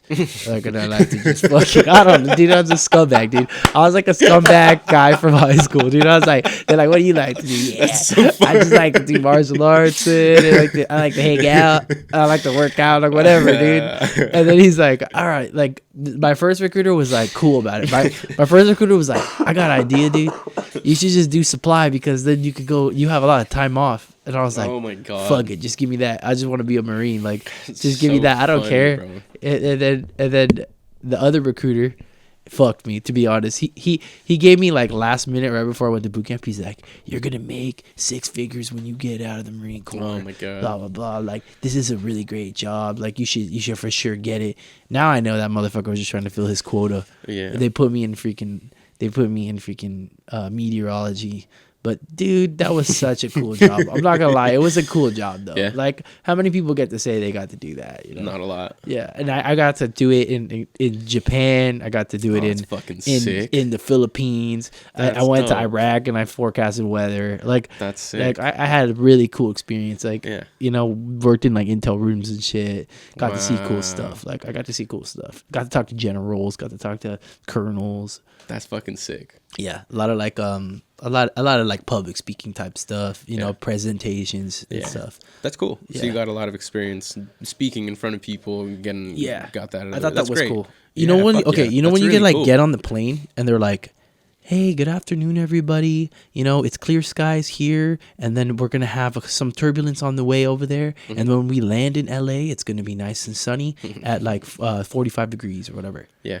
So before the pilot even goes into the plane, they have to go see the weather guy to check that off the list, right? Interesting. So the weather guy goes, "Hey, sir," he's the one telling you all of this information. He's like, "Hey, you know, from here you're gonna get this, this, and this. There's gonna be some thunderstorms here, and then you gotta watch out for this, this, and that." You know, That's pretty cool. yeah, it's really interesting. That's honestly, sick. like people don't realize like how important it actually is. Yeah, I didn't know that that's how it all went together. I thought it was kind of like okay, the pilot is flying and he has like his GPS, and his GPS shows him like, okay, I'm gonna fly through these areas and I can see the weather changes through here. Like Yeah. that's kind of what I thought it was, but I didn't know that everything is all like pre-checked for them and like this is Yeah. what you're gonna be looking at. Yeah, which is true, dude. The pilot does have that stuff, and a lot of pilots they don't give a fuck about the weather. Like they've seen it, especially if you've flown Yeah. for so long. Yeah. These guys, they know They've flown they through know what fucking they're doing. everything. They've flown through it all, Yeah. right? But you know, they still want to know, you know, if when I'm landing in Malaysia at 4 a.m. in the morning, is there going to be fog? Yeah. You know, that's like a big deal. Or like, is Yeah. there going to be thunderstorms? Because like, I don't want to get hit by lightning on Yeah. the way. Even though you could see the thunderstorm, but if it's fucking a shit show, you can't land. Yeah. At that point, like the whole Kobe Bryant thing, right? There was definitely some weather that was involved, right? Yeah. They definitely ignored the weather. They definitely ignored it because the weather guy probably said, "Hey, this, and that." Well, there was. Yeah. If I'm not mistaken, they told them not to fly, and the pilot was like, "I've flown this course plenty of times. That's what- I know the altitudes and everything like And that." so sorry, it's fine, let's pilots, go." a lot of you guys do that, and then that's what happens. And then Yep. there's a thing called mountain wave turbulence, which is where the mountains, the terrain, it's uneven, right? So when when the wind and the sun hits that terrain in a certain angle, and there's wind involved, you're gonna get differential areas where it's hotter or colder. What that creates is turbulence. It creates wind flow issues where, because like it's like hot air and cold air. Yeah. The wind wants to rush towards certain areas, right? Yeah. So It's almost like a riptide in the ocean, kind of. It'll just kind of pull you. it's in, very or- similar. It's very similar, Very but interesting. when it comes to wind, it has to do with like cold and hot air. Hot air rises, cold air sinks. Yeah. So if it's cold, the wind will rush towards the cold, right? Yeah. So that's why like you get like when they say like a cold front is moving in, you're getting a bunch of cold air Cold air moving in. just So that's rushing why in. it's like gusts and shit. Like you know what I mean? So Yeah. this is like stuff that like people like like that whole issue with Kobe, like it probably could have been avoided. 100%. You know what I mean? I mean, wait a little bit, and you guys would have been fine. Yeah. You know, And it's just weather. Weather passes. weather passes, but yeah, you don't know, you know? So like a lot of pilots do, yeah, it's a big deal. It's a big deal. There was another thing that I was going to talk about with, I forgot, dude, but another issue that happened with weather recently. Oh, the fires. Yeah. The Yeah. fires. So like That shit was gnarly. let's talk bro. about that. That's That all shit wind was direction. Gnarly. Yeah, 100%. So a lot, that's I like remember that weather's day, a too. big impact with wind, right? Oh, Because so with the fire, it's like they definitely got to talk to weather people, because the weather people are going to go, hey, you know, we're suspecting winds to come in this angle at Mm-hmm. this time. So these guys are trying to track like, okay, because if those embers go to this certain city or whatever, you're fucked. So they're trying to like, okay, well, we got to like, it's almost like fire hunting. You know what I mean? Yeah. Which is freaking wild. That's cool shit to me. That's a weatherman's dream right there. To be like hurricanes, actually, the Hurricane 100 guys, those are kind of cool. Do you want to get back to weather or anything like that, or? I liked it while I was doing it. I think weather's cooler than nursing right now. Yeah, weather was interesting. At least you could like nerd out. Yeah. You know, you're like you got like the 3 screens and you're like looking at different shit and like checking the wind and stuff. It's kind of cool, honestly. Yeah, That's cool. I liked it. That's so interesting. Yeah. That's really fucking neat. What, the weather stuff? Yeah. Yeah. I'm fascinated by it. Were you ever able to find out of like if there is like a person depends. to how many? Interesting. Go on. Depends on a lot of things. What were you? It's a lot just, of things. It just depends, like on traffic, how many, how much volume they're expecting in traffic, how many runways there are. All like Interesting. there's like they use It depends on the airport as well. They I use would assume. mathematical models to determine how many are required at each. Okay. So smaller airports could literally only have one. One guy. Yeah, that makes sense. Yeah. I that does make Interesting. sense. I guess like there's probably like a Marine Corps standard that the Marines would use, That but makes sense. yeah, but then I would assume that you're probably right. In the civilian sector, For they probably civilian, like yeah. it's a small airport. They probably only have one. But Washington D.C. with one, You would assume a skeptical. little more. Skeptical. Yeah. Yeah. It would have been real fucking fishy if it was like all political figures on that plane, right? Malaysia Airlines, baby. Ooh. Do you guys know about that? No, let's get into what is People that. are like, okay, I don't remember. My brain is not braining right now, but like wanna look at what like there was like a bunch of CEOs or something like that. Ooh, this sounds like the Titanic. Yeah. Well, there's a lot of stuff like that, dude, when you look deep. yeah, But there's I a know. bunch of CEOs Big fan that of were on conspiracies. the Malaysia Airlines plane, went missing, baby. Still haven't found it. Was it shot down? No one knows. Interesting. Are we talking about MH370, Flight 370, Malaysian Airlines? Yeah, the one that they never found. The one There's that only one that like the big deal one. It's been like 10 years, right? Oh yeah. Oh, actually, there's updates from like 2 days ago. They found the plane. It says new clues could bring search for Oh missing god, Malaysia they never Airlines found flight it. They're just keeping our closer- fucking dicks hard. closer Yeah, to yeah. breakthrough. I love it. Get out of here. What would though? Try to figure out who was on it though. There was like a bunch of fucking CEOs or something on it, That's crazy. which is wild. You know? Oh, All the let's bank shoot these CEOs? guys. Oh yeah, exactly. Yeah, somebody owed somebody something. Yeah. You know what I mean? Or somebody knew that they wanted to take over something. See, when the U.S. does it, it's like hush hush. But when Putin does it, he's like, "Fuck you, motherfuckers," and he just Yeah. does it. Yeah. Like there was a plane. There were these guys that were trying to do a coup on him. There was like all these Russian guys, and they had like this Russian state that was gonna go against him. I forgot what it was. I'm probably like torching this shit, but like you could look it up. But it's like that guy. There was like all the generals that were on the plane. Putin just shot that shit out of this guy. Fucking Sick. fuck you guys. Like It included engineers, retirees, and artists, as well as one world-renowned martial artist and stuntman. there was man. We gotta look that up later. But there's definitely conspiracy behind that. There's like a bunch of people who were like, rich people. Wait, what are you on? Google? on that plane? Yeah. If you're on Google, then they're hiding the information. Oh yeah, DuckDuckGo, Google. bro. Come on, dude. DuckDuckGo. They're All not gonna day. they're not gonna tell you that Yeah. there were CEOs. On the plane, what's- bro. Google's gonna servers. fact check you right now, dude. What servers do you think DuckDuckGo uses? Probably the same ones. Yeah, they do. Yeah. But they're more untrackable though, right? No, it's not. DuckDuckGo lies, huh? I don't know, bro. It's all a lie. You guys should VPN. That's the only thing you could really do. Doesn't huh? help either. It doesn't? You're just changing who you're selling your information to. Yeah. Yeah. In the- Yeah, don't- There is no hiding. Dude, I was in the military. Like, I already know I'm a slave. Like, they know like- everything about me. No, Yeah. as someone in the military, Yeah. how stupid is it when people go, they're trying to track us? Well, they already do. Well, no, they- no, what I'm saying though, like someone in the military, like you guys barely know where each other are in the field. Yeah. Sometimes. Well, here's the thing: is I think that the government. Okay. But here's my thing. I It's the think truth though. this is what I think, though. I think the government does want to track us. Yeah. They do want to track us, And they do. because control. Once you can control a population, you can do anything, and then you have. It's like mind control. It's like politics, right? It's like And COVID was a big. COVID's a big huge proof, one, right? You know? Propaganda. It's propaganda. That's what it is. It's like you want Propaganda. to be able to make money. Well, how do you make money? If everybody's like on the same page, you can make money. Mhm. I could sell, if everybody thinks that you got to buy this car, I could sell that fucking car. You know what I mean? So it's like, I think that at the end of the day, not probably everybody, but there's definitely a good amount of people who in the government who are in like giant organizations, maybe not even the government, who want to control. 100%. That's the deep state. It's deep state. Yeah. Yeah, that's everybody that's lobbying behind all the politicians, Yeah. which is why it's very, very interesting, the conversation of Trump coming in, because Trump is finally somebody that has money for himself. He doesn't need to take money from lobbyists, but, Yeah. you know, some of his policies might not be the greatest. Some of his things are really good, and he does separate people. Yes, these are all facts. Yeah. That doesn't mean that he's not doing a lot of good stuff, though. Here's my thing. But- It doesn't. Let's take politics out of it. Yeah. It doesn't matter if you like him or not, right?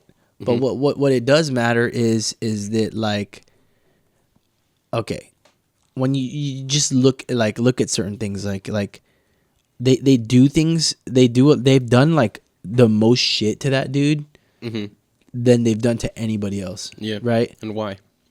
Dude, including an attempt on his life Yeah. that just went completely out of the media. Yeah. Dude, It never talked about. Never talked about it. That's so weird. That was what the one thing, because like I'm pretty into conspiracies, dude. I'm a conspiracy guy Me too. as well. I Okay? love that shit. I'm a conspiracy guy as well. I'll be honest, but I don't like the fact of calling it conspiracy because, Nowadays, a lot of it is true. well, I just like to question. A conspiracy means that there's some kind of plan or plot. Yeah. So I don't like that word, but I like the idea that thinking for yourself and looking at the evidence and looking at little things like, Yeah. you know, what, like, why did this kid why were there like multiple attempts on this guy's life, but then it just goes out of the media? Yeah. Where like if that was like another guy, it would be like so big. If they like the would've tried to kill Luigi Biden. shit. Yeah. Dude, like Luigi's Bro, like a that shit was hero, blown out. right? Yeah. But then like that other kid, it's like you don't know anything about that kid. Where like that, the FBI is not stupid, dude. The FBI knows everything about that kid. Well, you know, Release what's it. interesting, their house, Yeah. or his house, completely scrubbed. There Yeah. wasn't silverware. There was nothing in the home. He wasn't, they didn't do an Professional. autopsy on him. He was cremated like 10 days after. There was no investigation, That's nothing like done. smells like bullshit to me. Yeah, like it it's really smells weird. like and like people are gonna go. I know people are listening to this. They're gonna go, oh, so you think that there's like some government ploy to take him out? It doesn't have to be that. It could be one rich guy Yeah. that hired That just paid someone. that paid someone. It could be literally one rich guy that paid somebody. But if the FBI knows about it, that Well- information should be released. Like So there's FBI record of an FBI phone that is traveling from that kid's house to nearby an FBI office. well, how about he's on a BlackRock commercial? Yeah, there's also that too. The guy's on a fucking BlackRock commercial. And what about Which is like the biggest conspiracy shit. what about ever. him walking twice? You know, they see him going to the place with the rangefinder and then coming back with the backpack. Or how about this? If you know anything about providing security, okay, like dude, if you've ever played Call of Duty Warzone, right, Yeah. and you're like, okay, we're gonna assassinate a guy on a roof. You're trying to shoot a guy, right? Mm-hmm. If the map on Call of Duty Warzone is a fucking straight flat line, and then there's one building that's in view of a area, the Someone's sniper's on gonna go that. on that roof. Yeah. It's Easy. clear as day. Like Yeah. it's like a stand, a building here, and then a building right across the street. And there's snipers on this roof. Why is there not a sniper on that roof? When course you're there would be. when you're a sniper in the military, you provide 360 security. Mm-hmm. So there's no 360 security. So either somebody told them not to put the sniper on the roof, which came out already. That's a fact. Or they're completely fucking idiots, which it's very hard for me to believe that like Secret Service is that dumb. I think they took Did a you see lot of the interview? yeah. I did. You I saw saw, them try I and saw a bolster the few, weapon? but what I'm saying is like also those. You think that those were the best guys? No, not at all. Why would they give Yeah. the guy they're trying not to win the And best then security? you're also calling the guy Hitler and all of this stuff. Exactly. Like, look, I'm not saying like I'm not like trying to be like a Trump guy. Like I'm not trying to be MAGA. No, or no, whatever. no, Like, no. I'm just saying like these are like Let's real. look at the facts. Yeah, these are like real things that happen. Like Yeah, 100%. if it was somebody else, like think about it. If it was somebody else, like you're gonna provide 360 security no matter what. If you're a freaking high level security guard for the nation, it doesn't matter who you like defend, right? No, you're your doing your job is fucking security. job. You're Exactly. doing your fucking job, and you're not doing your job correctly, which is like a big fucking black eye on them. Yep. You know, ridiculous, dude. Come on, man. I'm on the opposite side of the conspiracy on that one. I were telling Eric about it. But I think Trump set it up. I don't think so. Have you seen his ear? It's No. fine. No, but There's nothing wrong with here's his the ear. thing, dude. You can't make that shot. Yeah, You it's can't too close. First of all, you can't graze somebody's ear. Like nobody can do that accidentally. I think he Or on accidentally purpose. grazed him. That's what I'm saying. I don't No, think no, he was meant to graze him. I think that was Trump an was trying to accident. kill himself. You think? No. I think the shooter was meant to miss, but he accidentally grazed him, and that wasn't supposed to happen. Yeah, but you just can't do that. Like even if you play like Call of Duty, like you would know. Like even shooting a gun, right? It's like you can't. You're not gonna go that close. You're not. And He 4 also people killed like civilians. died. Yeah, Yeah. it's a bunch of There was civilians a guy died. that got killed you gotta for make it jumping in front convincing. of his body. Well, that's or freak out. jumping in front of his That's family. anxiety firing because he missed the first shot. Yeah. So he's like, Da, da, da. and then he Or- got boom, The he other got shot. shots. right or there. that was the plan: to shoot a few times, make it look convincing. Allegedly. I just Yeah. think it's very hard to believe that like he's gonna get that close to the head because Trump. Unless he was allowed to. That's my point. Like that's what I'm saying. I'm on the opposite side, especially if Yeah. you look at Trump. His ear is fine. There's no damage. There's a nothing. tiny there's a tiny has a scar. there's a tiny mark. There's a tiny mark. But here's the He thing: has is a like the graze. Like I'm just saying, like you cannot graze a guy's ear like that accidentally. Yeah. That just It's- doesn't happen. Like He it's like impossible. Honestly, it would take the like the best top shooter in the world fucking could not do that. marksman. Like the greatest shooter, Yeah. the greatest marksman sniper in the world could not do that. Like That's like what I he said, wouldn't praise his faith. he couldn't do it with confidence. He couldn't do it with confidence. Yeah, I would it say. would be. It would be. He would be No. like, I don't want to do this. Especially because Trump's like moving his head. he moved. Yeah, so it's he moved. So it's like he That's brought, the reason it grazed his head. yeah. If not, that guy's head would have got supposedly he would've died. Yeah. blown the fuck out on live television. That was Ridiculous. sick. That would have been fucking metal as fuck. But like, We would be living in a different fucking time right Oh now. my It would be a God, different world. Me and you probably would be using pronouns. I know, Yeah, which is weird. Like I have no beef against the pronoun thing, but Me either. I think it got a little bit wild. it did. We It all got a use little bit pronouns, wild. my guy. Yeah. It's part of language. It's unavoidable. Nice, good catch. Well done. I just think I don't that know. was the joke. I'm not like against it. Like Nah, fucking do you. Be whatever you want. Just I don't think, force yeah. other people to fucking believe what you believe. Don't make me have to do mental gymnastics to have a conversation with you, please. exactly. That's my. Like, can we That's just- where. can That's we where it just ends with talk? me. It's like this. Look, I think even me growing up before any of this shit existed, I was cool with everybody. I'm cool with everybody. I don't give a fuck. Mm-hmm. Yeah, if You you're a could- nice person, You could dress up as a fucking nice, bro. banana, I don't give a and I shit. don't give a fuck. Okay, I don't give a fuck Cool, bro. what you want to do, who you want to do. You won't be a dog? That's I don't cool. care, Sure. dude. But like, here's the thing: don't get mad at me for calling you. Like, don't get mad at me for messing up or accidentally. Yeah. like, yeah. You know what I Being mean? like, hey, dude, oh shit, my bad. Dog, whatever. Like I don't want that, dude. Like Yeah. just leave. Like respect me just as much as I'll respect you. Like Yeah. and we're cool. Like I believe like you freedom. It's America, baby. Like it's freedom. Like you can do Yeah. and say whatever. You can act I'm and do whatever the using fuck you want, Dude Yeah. in a platonic, non-gender way. Yeah, dude is- I'm gonna call come on, everybody dude. Dude, bro, homie. I'll call you. Yeah, I don't care. Don't be like, I'm a she. Fuck you. Yeah, and if I'm not sleeping with you, what's the problem? Like, Yeah. there's no like, you know what I mean? Or if I'm not your friend, really, like I'm just acquaintance. You shouldn't really be so emotionally attached, you know? Yeah. So it's like, I guess that goes back to identity and self, right? yeah. Because that's It's also that's insecurity fucking too. Like crazy. we're just Yeah. talking about like the insecurity with like, yeah. dude. If you guys ever want to read a book that I finished, it's called what's it called? It's called No More Mr. Nice Guy. It's actually a bad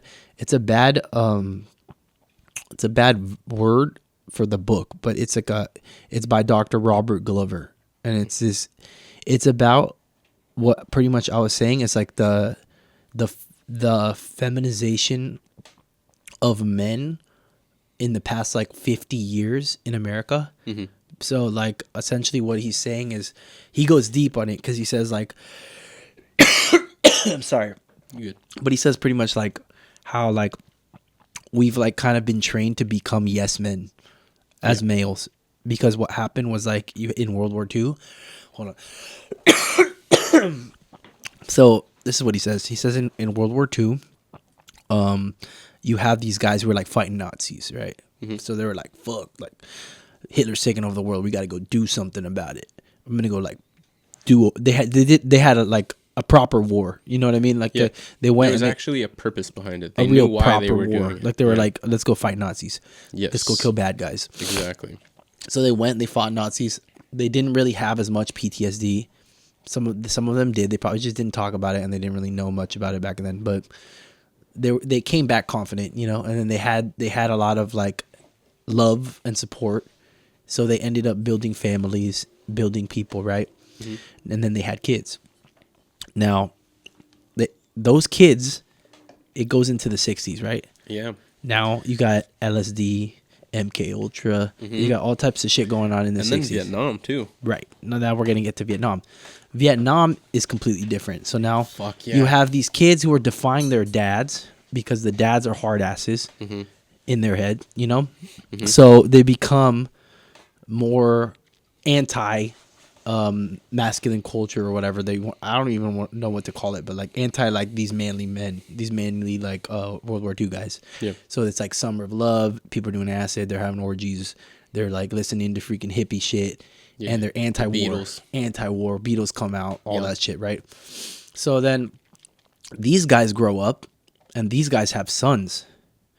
Now, what happens is that like those sons get influenced by those dads.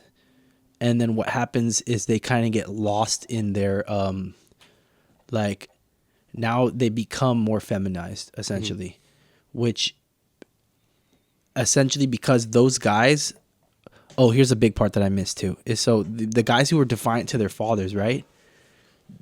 When you're defiant to your father, you tend to turn towards your mother. Mm-hmm. So what happens is, as a man, Become softer. when you turn towards your mother, you learn to please your mother in a way that's different than pleasing like a girl that you would date. It would be like, oh, like whatever you want.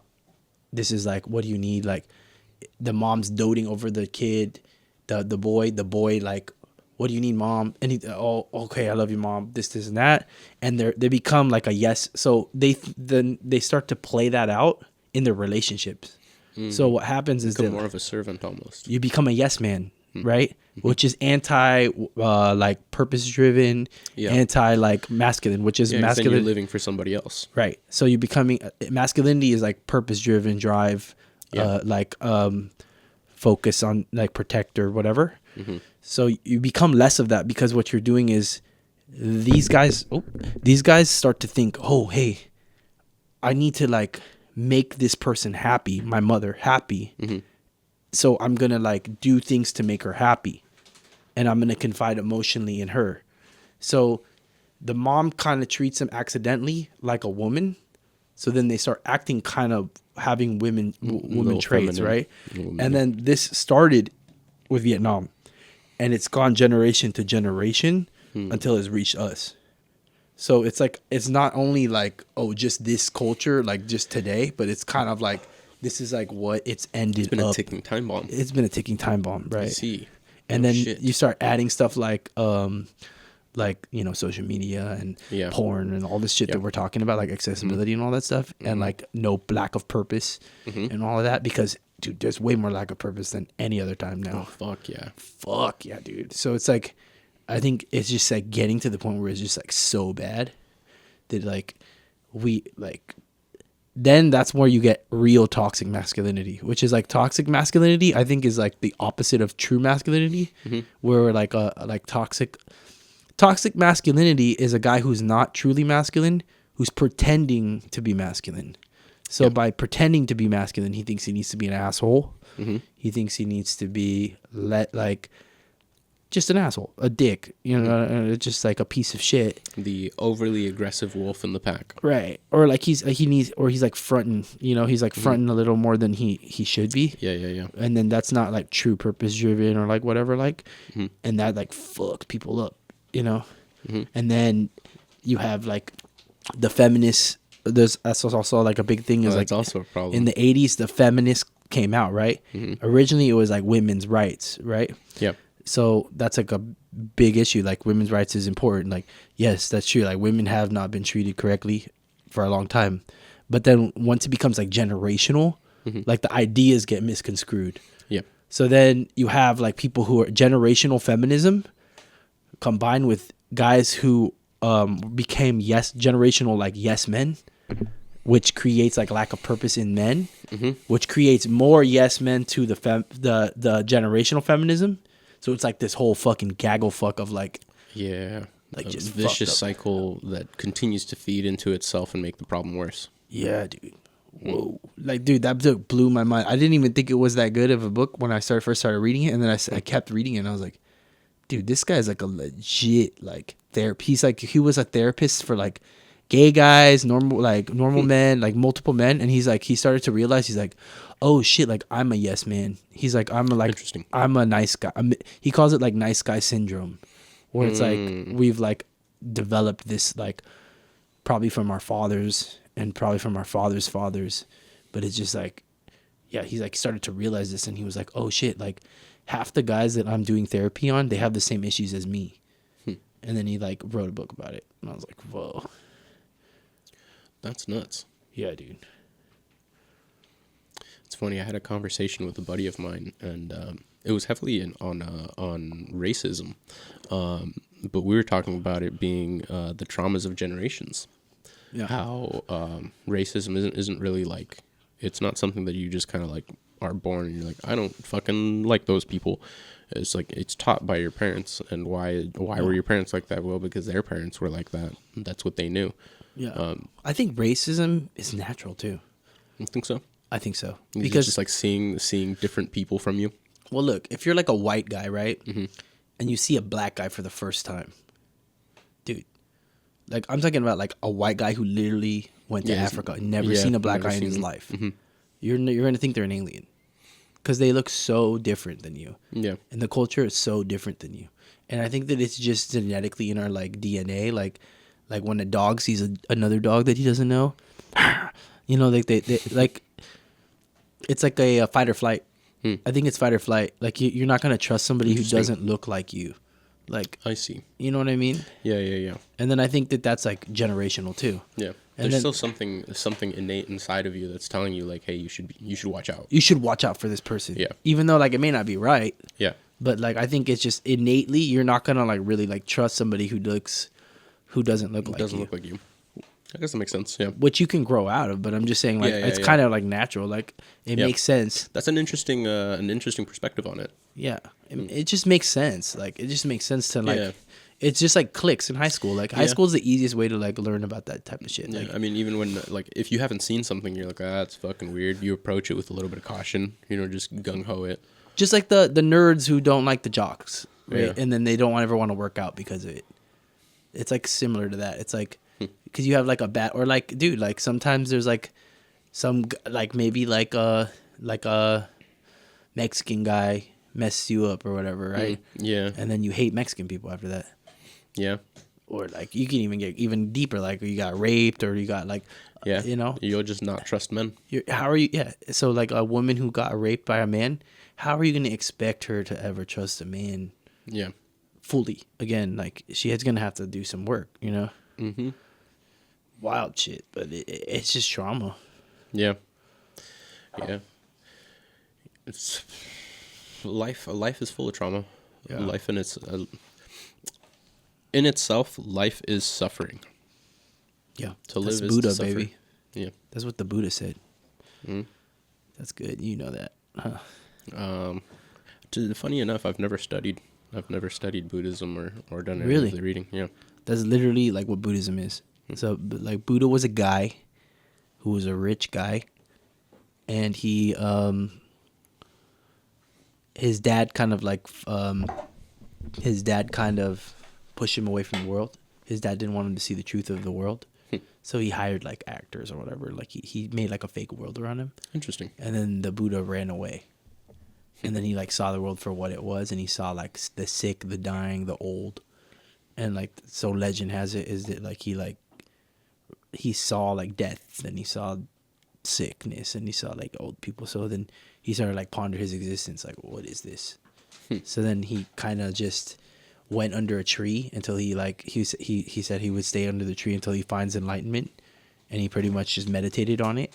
And he realized, like, he came to the conclusion that like life is suffering, Yep. like life is suffering, and that you would like the best way to like overcome suffering is to like look within, and then create peace within yourself. Very fucking interesting. Yeah, I say it's very interesting because that's the conclusion that I came to by myself when I was thinking about life. yeah, Yeah. So, Mad Prince, our slogan is "Stay Mad," okay. and it's peace through the chaos and serenity in your own insanity.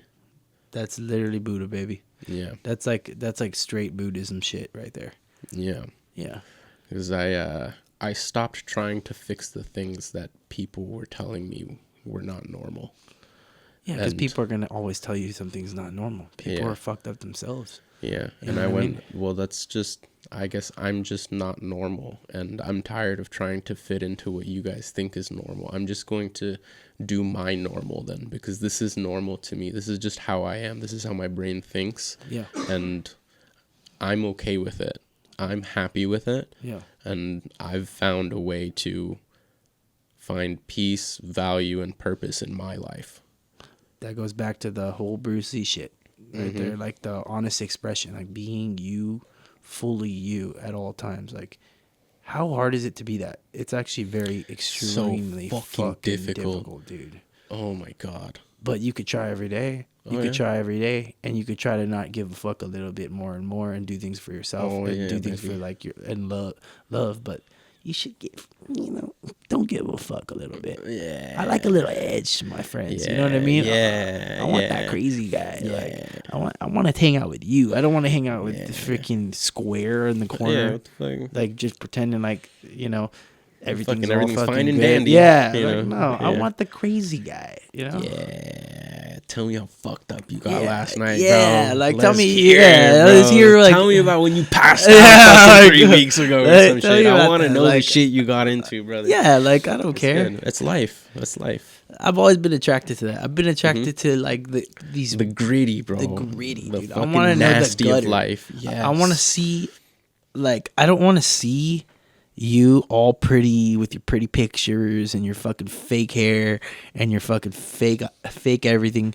I want to see what you're like in the gutter, baby. Yeah. I want to see what you're like when the shit hits the fan. Yeah. No one's around. Where's 3 your trauma? a.m. Yeah. Oh, I know you do some 3 weird a.m., shit bro. at 3 a.m. Oh. Tell me about it. Tell me about it. Like I want to know, dude. Like this is like these are the Yeah, these bro. are this is what life's all about. Learning Yeah. about this shit. You know. Mhm.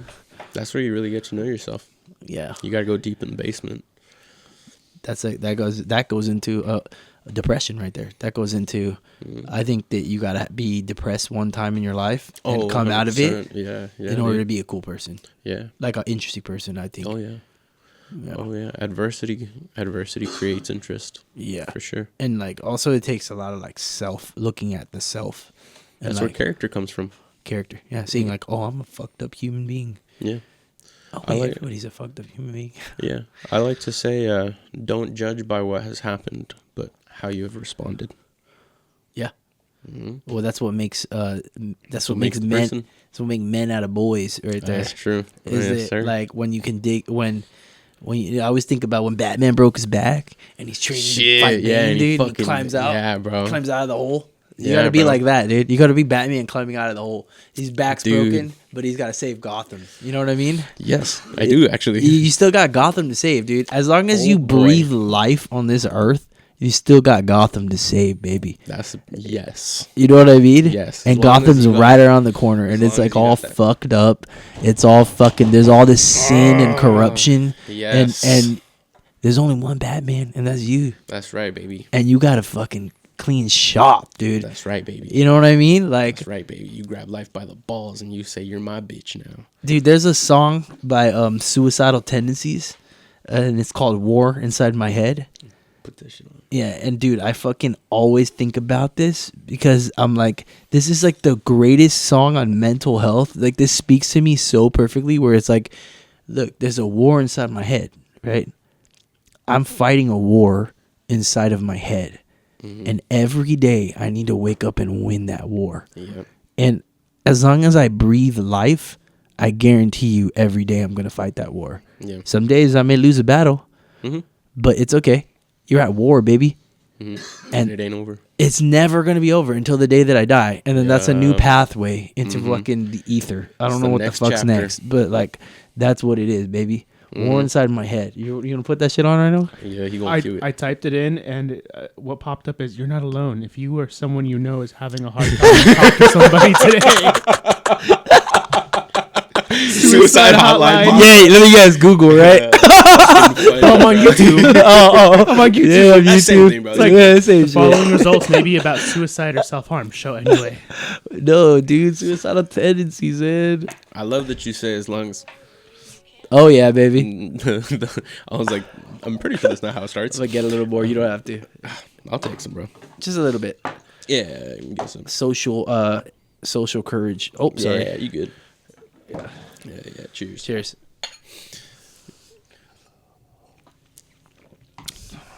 Oh, this is the music Live? video. Oh, sick. Yeah. So I like that you say, as long as there's breath in your lungs. Yeah. So that middle canvas. I don't know if you've ever seen Demon Slayer, No, I never the seen anime. it. It's Yeah. really good. That one is my favorite anime. If I were to recommend an anime, Demon Demon Slayer. Slayer. Fucking sick. So that's the main character, and when I had my accident, so I was going through the light. I got hit. My foot was pinned by the license plate to my engine. Yeah. So on impact, foot was ripped off. So I was already just like fucking pouring out blood. You probably passed out right away. I did not. So remember how I told you I was fully conscious?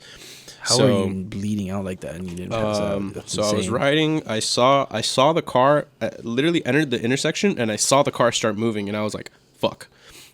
So I opened up throttle and I leaned right to try and get more space and get away. And then the next thing I saw, I'm looking down, and it's my foot and a car's on me, and then spinning in my helmet. Like that's what I hear, and then black, and I'm like this. I remember hearing that. I opened my eyes and I'm looking straight up, and I thought, oh fuck, this is bad. I need to gain composure in my breathing, and as long as I can gain composure in my breathing, I'm going to be okay. And I just focused on breathing, and the That's only adrenaline thing thinking I right could there. fucking remember that was like gain control of your breathing was fucking Demon Slayer. There's a part in a show where he's like Tanjiro, focus on where you're bleeding and slow it down. And I was just, Oh, dude. well, I was like, I just need to You know what, stay you guys- fucking calm and just hold You guys this. got to watch Choke. Choke. If you ever watch anything, you should watch Choke. Choke Alright. it's like a real anime, dude.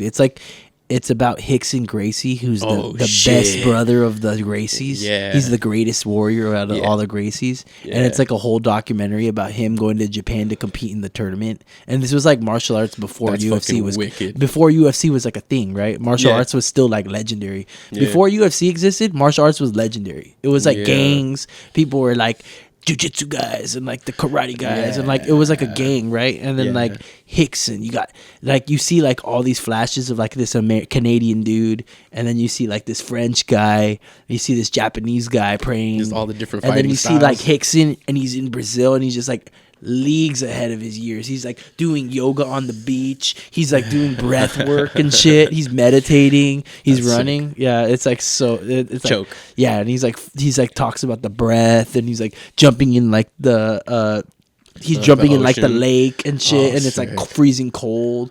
He's like, Fuck yeah. yeah, dude, that's such an amazing documentary. Sick, right? Fuck yeah. Yeah. That's cool. Yeah, I gotta One watch side that of my shit. head, baby.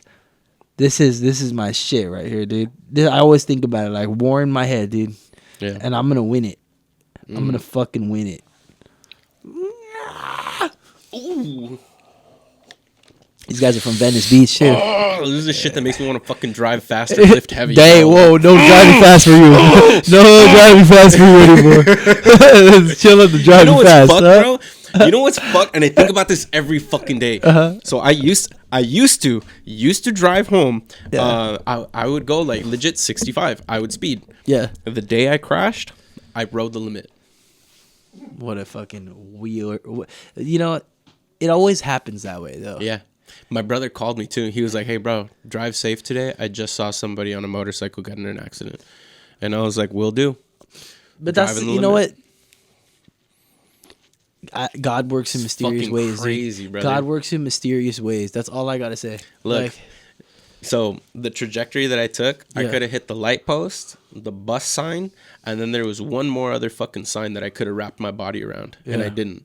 The yeah, first you thing that lived, made bro. I That's lived. a blessing. I literally my vision was going white on the sidewalk. Yeah. And when the cop put the tourniquet on, it was right before I had completely bled out, and I was gonna start going into fucking Yeah, brain loss. anaphylactic shock. Yeah, Yep. that's yeah. It was like perfect fucking timing, bro. People were like already there. Everyone like everything was set up so perfectly for me to make it.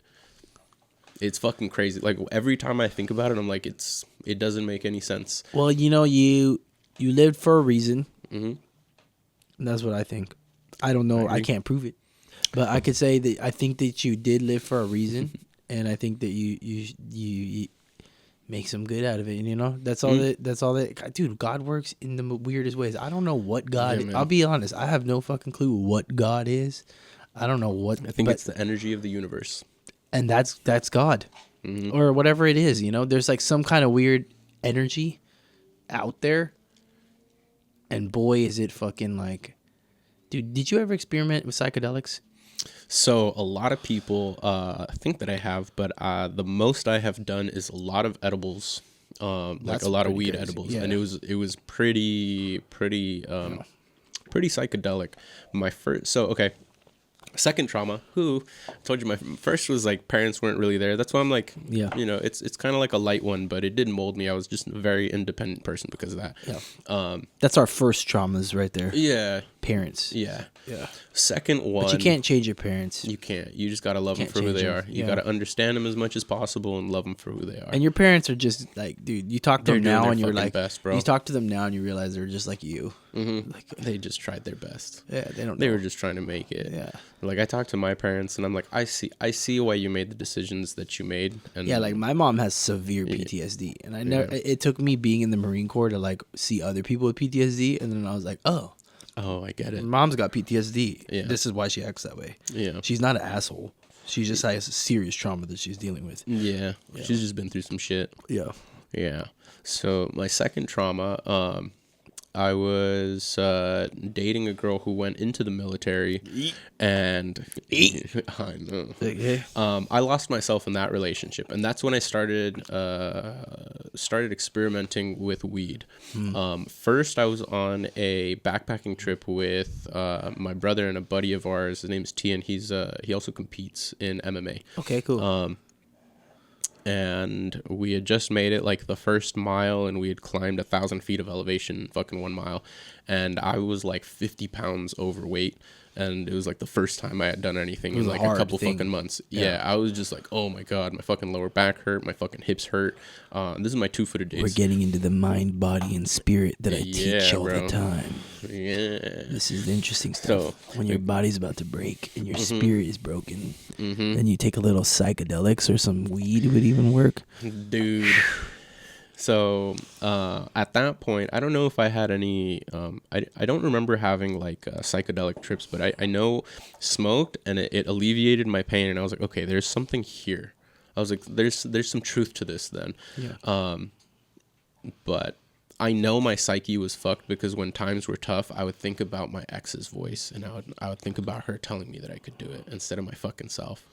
Do you still talk to her, or is that a toxic person? She was a bad person for me. Yeah. Okay. She so she did not support anything that I was You don't doing. have to talk about it if you Okay. don't want to like. I mean, I've talked about it on here before. Oh, okay. Yeah, she didn't support anything that I was doing, and she didn't. One of the main problems was she didn't believe that what I was doing was a real job, because I was trying to establish a business. Yeah. And at the time, is it normal. was just starting. Yeah. And it was very, very difficult. So we would have a lot of fights often. I would course. work late, and then I'd come home, and then we would just fight because she was like, all you fucking do is work, and there's like, it's not paying off. You don't She have wants anything to show for attention, it. and she's yeah. Yeah. But eventually it led to me losing myself trying to please her so that she could stay. And Yes, man. This is the yes man shit that we talk about. Exactly. Yeah. Now, New Year's of 2019. Okay. I am in Great Basin National Park. Before I saw you, a year before. Yes. Before I bit that guy in the front yard. Yeah, actually. Yeah. That's funny. I'm in Great Basin National Park with my brother, his girlfriend at the time. Yeah. And she's already in the tent. She's gone to sleep. It's fucking snowed in. We have a fire going. It's just me and Alex at the fire. We've already smoked a joint, and I had some homemade gummies that I had bought from a friend, and I had 7 left, and I was like, fuck it. Second to last night, whole bag. Bam. Let's go, Slam baby. the bag. I go back out to the fire, and my brother's like, another joint? And I was like, yes. So we start smoking the joint. I had forgotten that I take the gummies, and then, Boom, baby. bro, my eyes were closed. Blast off. First, I teleported. So I was like on this little corner of cement, so I could tell like if I was gonna step away from the fire. I just want to take note is that you can have psychedelic trips off of edible weed. You can if you So, have the right amount. yeah. Yeah. Especially if you want to have a psychedelic trip off of edibles, edible weed, I would recommend taking a tea break from smoking. Yeah, that's a Yeah. great idea because then it hits you like a ton of bricks. Yeah, because if you're smoking consistently and then you take a lot of edibles, it does just high, you're you just know? fucking high, and it's Yeah. pointless. Yeah. At this point in time, I hadn't really been smoking or doing anything, so this shit was like fucking. It was putting me in different planets. Yeah. but my eyes were so heavy they just kind of closed, and when I was facing the fire, it looked like orange, and when I would turn around, it was just darkness. So I could tell my orientation, right? My front would get cold, and then I would turn. My back would get cold, and then I would turn, and I teleport, and I'm a small kid fucking standing there at Costco looking at the rotisserie chickens, and I go, oh, they're rotating at a specific speed so that it never loses temperature and it cooks evenly. And I was like, I need to do that to stay warm.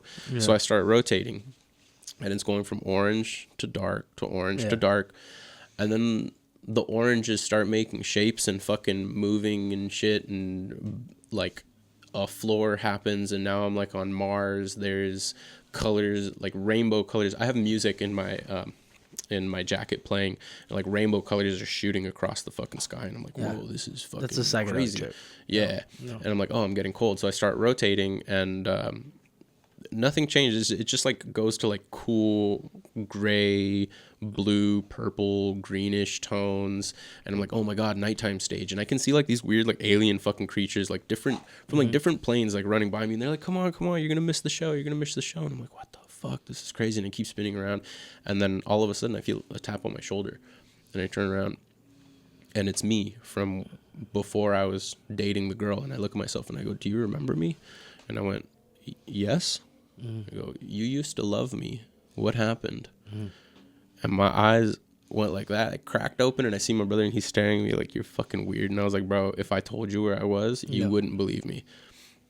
And that was my realization of I lost who I was in that relationship. And when I came back from that trip, I told her what I had done, and she was like, I can't believe you fucking used drugs, this and that, blah, blah, blah, whatever. And I was like, okay, but you're not getting the point. Like, I want to, I'm not me. I'm not completely happy. That sounds like a case of you trying to please that girl, but that girl's not on the same vibration as you. She wasn't. So you're trying to like, and I think a lot of people do this in relationships, is especially guys, because women realistically, women, they have way more choices than men, right? Oh, 100%. So like they pick and choose their person a lot easier. But with a man, like when you get that person, a lot of guys, they want to lock on so bad that you start like telling yourself kind of lies. You're telling yourself lies even though the red flags are there. Yeah. Is that like, dude, everybody's like a superstar. Like you are your own man. You're like a great guy. Like you're an interesting person. There's like another interesting person that is going to respect you for who you are. Mm-hmm. And it's kind of just like, I think that's like the game changer when you start, because like I've had that experiences as well, right? It's like once you start to realize that you're kind of worth it. Yeah. And you're like, fuck, like it's not a matter of like love. It was actually more a matter of like you're overly infatuated with the fact that like this person may be the one, or you're like you're almost cutting yourself short. Yeah. Because you're like, dude, like actually she's not the one for me. Right, like she's probably not the one for me. She's not on my wavelength. Like there's certain things you can't even explain. Like you're talking about a psychedelic trip, and she's not having it. Like that's not really like. Yeah, she immediately went to like, I can't believe you did that. Which is you're gonna get addicted, and I'm like, that's not what the fuck. Like, no, this is something serious. I want to talk to you about. Like, it's just like something that I think is important that I wanted to talk to you about. Like, I'm confiding in you, and you're like doing that. You know what I mean? So it happens, dude. Yeah, it was a learning experience for me. That then I also had to relearn how to be masculine, because then I was way too fucking soft. I was one of those people like, dude. Can I hold your hand? Oh yeah. Is it okay if I hold you? Baby. Can I put my arm around you? Hey man, if you're out there, love yourself. Yeah. Okay?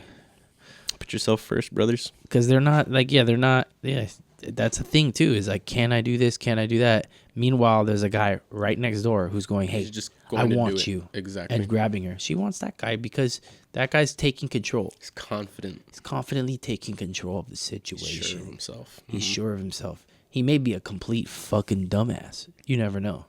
But dumb people sometimes, the smart people are the ones who get all fucked up from it. Yeah, they think too much about the outcome. Yeah, dude, yeah. If I do X, then Y will happen, but I want Z. Yeah, you're way too much in your head. Like, it's like, get out of that shit. Just be you. And if it doesn't happen, it doesn't happen. Who cares? Yeah, but at least you tried. At least you tried. And you just be cool, man. Be cool. Yeah. It's all about being cool, dude. Yeah, she doesn't hold your hand. You're like, oh, you tried to hold my hand. Yeah, I'd be like, stop it. Stop. And she'll probably come back, you know, Yeah. when you if you act that cool about it. Yeah. If you play it off, she's more likely to be like, actually, Oh, you know this what? I guy's wanna interesting. fucking hold that guy's Yeah, hand. What the like fuck? I do kind of want to hold his hand. Yeah, and you're yeah. like, okay, come on, like like that just goes to being unapologetically you. Like, Yeah. end of the day, just be unapologetically you, and you can't really lose. And then you're going to find the right person too. Yeah, Man. And when you do, it's not going to make sense.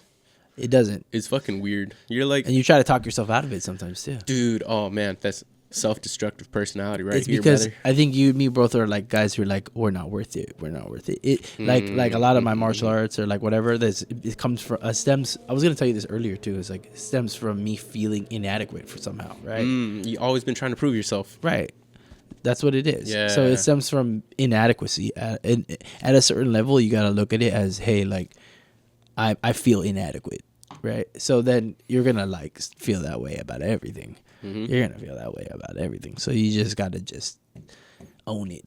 That comes back to winning those little battles every day, right? War you win those, inside my yeah. head. Win that fucking war inside your head, and you'll feel like the man by the end of the day. And sometimes you don't, Yeah, dude. Sometimes you don't. and that's okay. It's just a fucking day. Yeah, man. It's just a day. I can tell you, I fucking have those, man. Some days, like living with 2 feet and then having one. Some days you wake up and you're just like, today fucking sucks.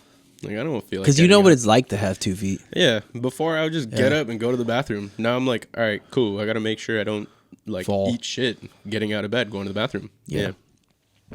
Like the immediate thing is when people ask me like, how'd your life change? I go, when you have to go to the bathroom, what do? I just get up and go to the bathroom. Yeah. Okay. I make sure that I have a tool that I can use to get to the bathroom. I have to look around and like, what's my closest thing to like support me to move? Like, sure, I am able to, if I really needed to, just like one leg fucking hop it and go to the bathroom. But like, yeah. that's Why don't you not just the do a cane, like a easiest- cool cane? Wouldn't you fuck around with a cool cane? That'd be kind of cool. When I have my foot off, Especially if you do like a if interesting. you never do tried a like cane. you should do like get your own like made cane, like Yeah. a sick one, you know? yeah, That would be like super sick. I'm gonna do that shit. I'm gonna get one of those canes that has like a hidden sword in it. Yeah, dude. Fucking That'd be fucking sick. Yeah. cut a guy's throat, dude. Next time he pulls a gun on me, I'm just kidding. Ninja shit. Build a gun into the cane. Bruh. Cane gun. This is like some cane anime gun. shit now. I'm down. That'd be sick. I asked them I was like, what happened? I was like, can I have my foot? And they were like, no. I was like, like put it up, Fuck, put it up on the bro. podcast room. low key, I wanted to make an end table. I was like, I'm gonna That would epoxy be resin the so foot crazy. and put a fucking piece of glass on top. Imagine just like my foot, the fucking bone That's coming so up, weird. glass Okay, top. wait. Why would they not allow you to have your own foot? I don't know. That's my like part of theory your is- body. is That's because crazy. Yeah. They would have had to give it to him in a bucket, probably. Well, fuck it. Give it to me the fucking I bucket, was dude. Like, dude, They're like- formaldehyde. I don't give a shit. I want my foot, bro. That's my foot. That's They're dude. like, most of it got rinsed off in the street. Like if there's after anything the- you own, it's So it should be your own surprisingly not. body. I know. I'm just- Really? Yeah. funny. It's Yeah. just a clean foot. Like So this is something that I was going to tell you before we got out of the truck, and then I forgot. Yeah. Because we were talking about phantom limb. Yeah. There is two different ways of amputation. One is surgical, right? Like when people just have like diabetes or like a health complication, you surgically have a body part removed. Yeah. When you go that route, all of the people that I've talked to, phantom limb pain, non-existent. Wow. Non-existent. Wait, say that again. So if you have, If it's surgically removed, like you were prepped and you're mentally prepared, you don't have phantom limb pain. no phantom limb pain. Wow. Reason being, mentally prepared. You're ready for it. And then second, during surgery, you're under anesthesia. There's no nerve sensation, and then they Cut it. They cut so it. you wake up and you don't have it. Exactly. That makes a lot of sense. Now with trauma, your nerves feel the last sensation, and they That hang on happened. to that. Right. So for me, since my foot was pinned to my motor, what happened is my pinky toe and my big toe are Crush. touching. So you feel the foot. My foot is folded in half always. So you feel the foot all the time. Yeah, 100% of the time. I feel my foot 100% of the time. Yeah. The worst. Like you're feeling it now when you're talking about it. I'm Oh sure. yeah. Yeah, I've just gotten like so used to it, and I got off of. I stopped taking pills like directly out of the hospital. I was like, take I'm those fucking done with fucking opioids. Don't take Yeah. those things. Yeah. No, so I've seen the worst, man. bro, I tell people like I never understood how people could get addicted to like heroin or opioids or any of that shit, and then they give me morphine in the ambulance, and it makes sense. Oh boy, does it. Bro, Oh, it God. went from like this is a fucking nightmare to oh my god, they do a really good job in the movies of portraying this stuff. Oh yeah, dude. I didn't give a fuck, bro. Imagine guys who were like heroin addicts. I always Oh think my about God. that. Like, oh, It's crazy. what a It would be sad so easy. existence. I understand it. Yeah. I get it. From taking the drugs for and look, I'm very fucking thankful because I've told everyone because everyone they talk to me and they're like, oh my god, the accident must have changed you so much. You seem to be like a very well put together and a thought person. And I go, I was this person prior to my accident. I worked very hard to be the person that I wanted to be, and this was a test to see if I really was. But that you do person. okay. Look, I'm not the greatest. Okay, I'm not tuning my own horn. I'm just saying. But when I did meet you, I did sense a lot of anxiety from you. I had And problems. I'm pretty good at reading people. I feel Yeah. like from the first, I'm pretty good at reading people's like energy, and I think that you are a lot more like grounded now. Oh yeah, 100%. Way like you seem like a different person. Because when 100%. I first met you, you were very like kind of, and I think it was that woman, Yeah, a little bit of that siren messing with your brain. yeah, which it is was. fine. But like now that you're explaining it, I'm like, okay, so you were like a year out from like the breakup or whatever. So, Yeah. So like you were still like I was still figuring myself out. you were at still that point. going through it, kind of figuring it out. So Yeah. like that makes sense. But Yeah. like now you've had like some serious like stuff that you've went through, and you're like, all right, I'm good, baby. Yeah, I'm back. Well, it's 2.0. It's so fucking funny. You know? Is a little. Yeah, yes, back 2.0, but I was so fucking upset when I got hit. I was like, Of course, you're I gonna be worked. upset. I was like, Nobody fucking wants to get their leg fucking no, of chopped course. off, dude. Yeah, I was like, man, I worked so fucking hard to be the person that I fucking wanted to be, and now I'm just stuck here and I can't do shit. That's where my mind was. Of And I course. was like, I remember. That would be ridiculous. Like, okay, like knock on wood. I don't want that to happen to me. I'm just saying, Yeah. like, I see something like that. I think it would have affected me more because I'm such a physical human being. Bro, same. I would run 2 miles every morning. I know, but I'm like my whole life revolves around Yeah. physicality. Like honestly, it's like martial arts and freaking working out. Mm-hmm. Dude, I would have to change my whole anatomy, like my Mm-hmm. whole brain. Like I would have to completely. I think that would really like fuck me up. man. Like, I yeah. describe it as I've lived 2 different lives. Yeah, I can see that. When I was in the hospital, I took it as like, fuck it, I'm born again. This is my new life. I don't have a foot now. I need to take it from day one. Yeah. But that doesn't mean you're not a physical person anymore. No. Yeah, you can still be physical. No, You should get that spring leg, dude. I have one. Oh, you do? Yeah, I can. tight. Used to run I would do 2 miles, 14 minutes. That was like my average. So I was like, not bad. I'm gonna get Yeah. back to that. Yeah, I was like, that's pretty fucking good. I was Yeah. happy with it. I was like, I'm gonna get back to that, and I got really close. I hit when I first got my blade, and this is about a year ago. I was running 2 miles in 20 minutes. So I was That's like, cool. fucking good, Yeah, dude. I was like, cool. I'm Yeah. close. I'm 6 minutes off. We fucking got this. My cardio is good. With but one where I'm- leg? Yeah, I was Dude. like, but where I'm lacking Come is on. my left leg is a little bit tired and it can't keep up yet. I was like, it's fine. We're fine. gonna train it. We'll get That's it there. trainable. It's just muscular. Yeah. I mean, for like 3 months, I didn't get to use my left leg. Yeah. So okay. muscular So atrophy. atrophy, yeah. Exactly. That's like ultimately all it was. And it's also learning like how to place your foot. yeah. Because a you're lot of not that your too. stride is going to be different, you know. Yes, and then it also, dude, it's such And a your trip, core is going to be different, right? Because bro. Oh my god, it's going to Yeah. be completely different. My right side, Yeah. right side is full. I can do pistol squats with my right leg, I bet. Yeah. but my left, Yeah. But I legit have like a 2-inch difference in diameter from my left to right leg. yeah, so it's gonna be like a whole new learning curve because you're just Mm-hmm. like relearning a movement pattern. But that's all it is. Yeah, It's just retraining. it's tools. It's just tools. tools. Figuring out the tools. It's fun. It should be fun. It is fun. You- It's really fucking interesting. But the Yeah. cool thing for me, so how I was telling you, my surgeon, shout out to my surgeon, Dr. Amadi, he grabbed all of the tendons and muscular tissue that were still good and viable from my calf. He stretched all that shit as much as he could, and he fucking stapled it to the bottom of my fibia because my tibia was completely ripped out. Whoa, dude. Yeah. And because of that, I can still flex my left calf and I have rotation through my knee, which like 90% of below the knee amputees, which I am, they do not have. They just have the straight forward flop. from the hamstring and the quad.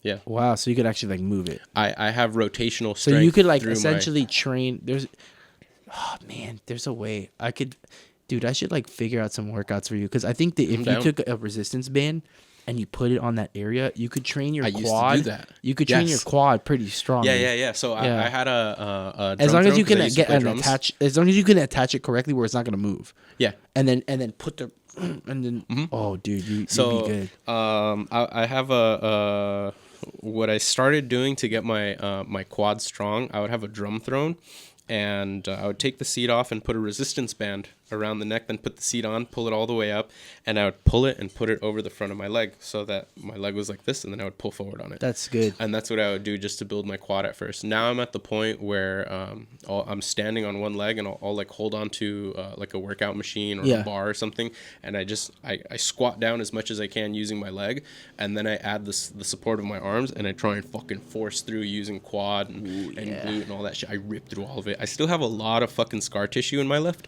It's okay. but I'm working through it. You just work through it.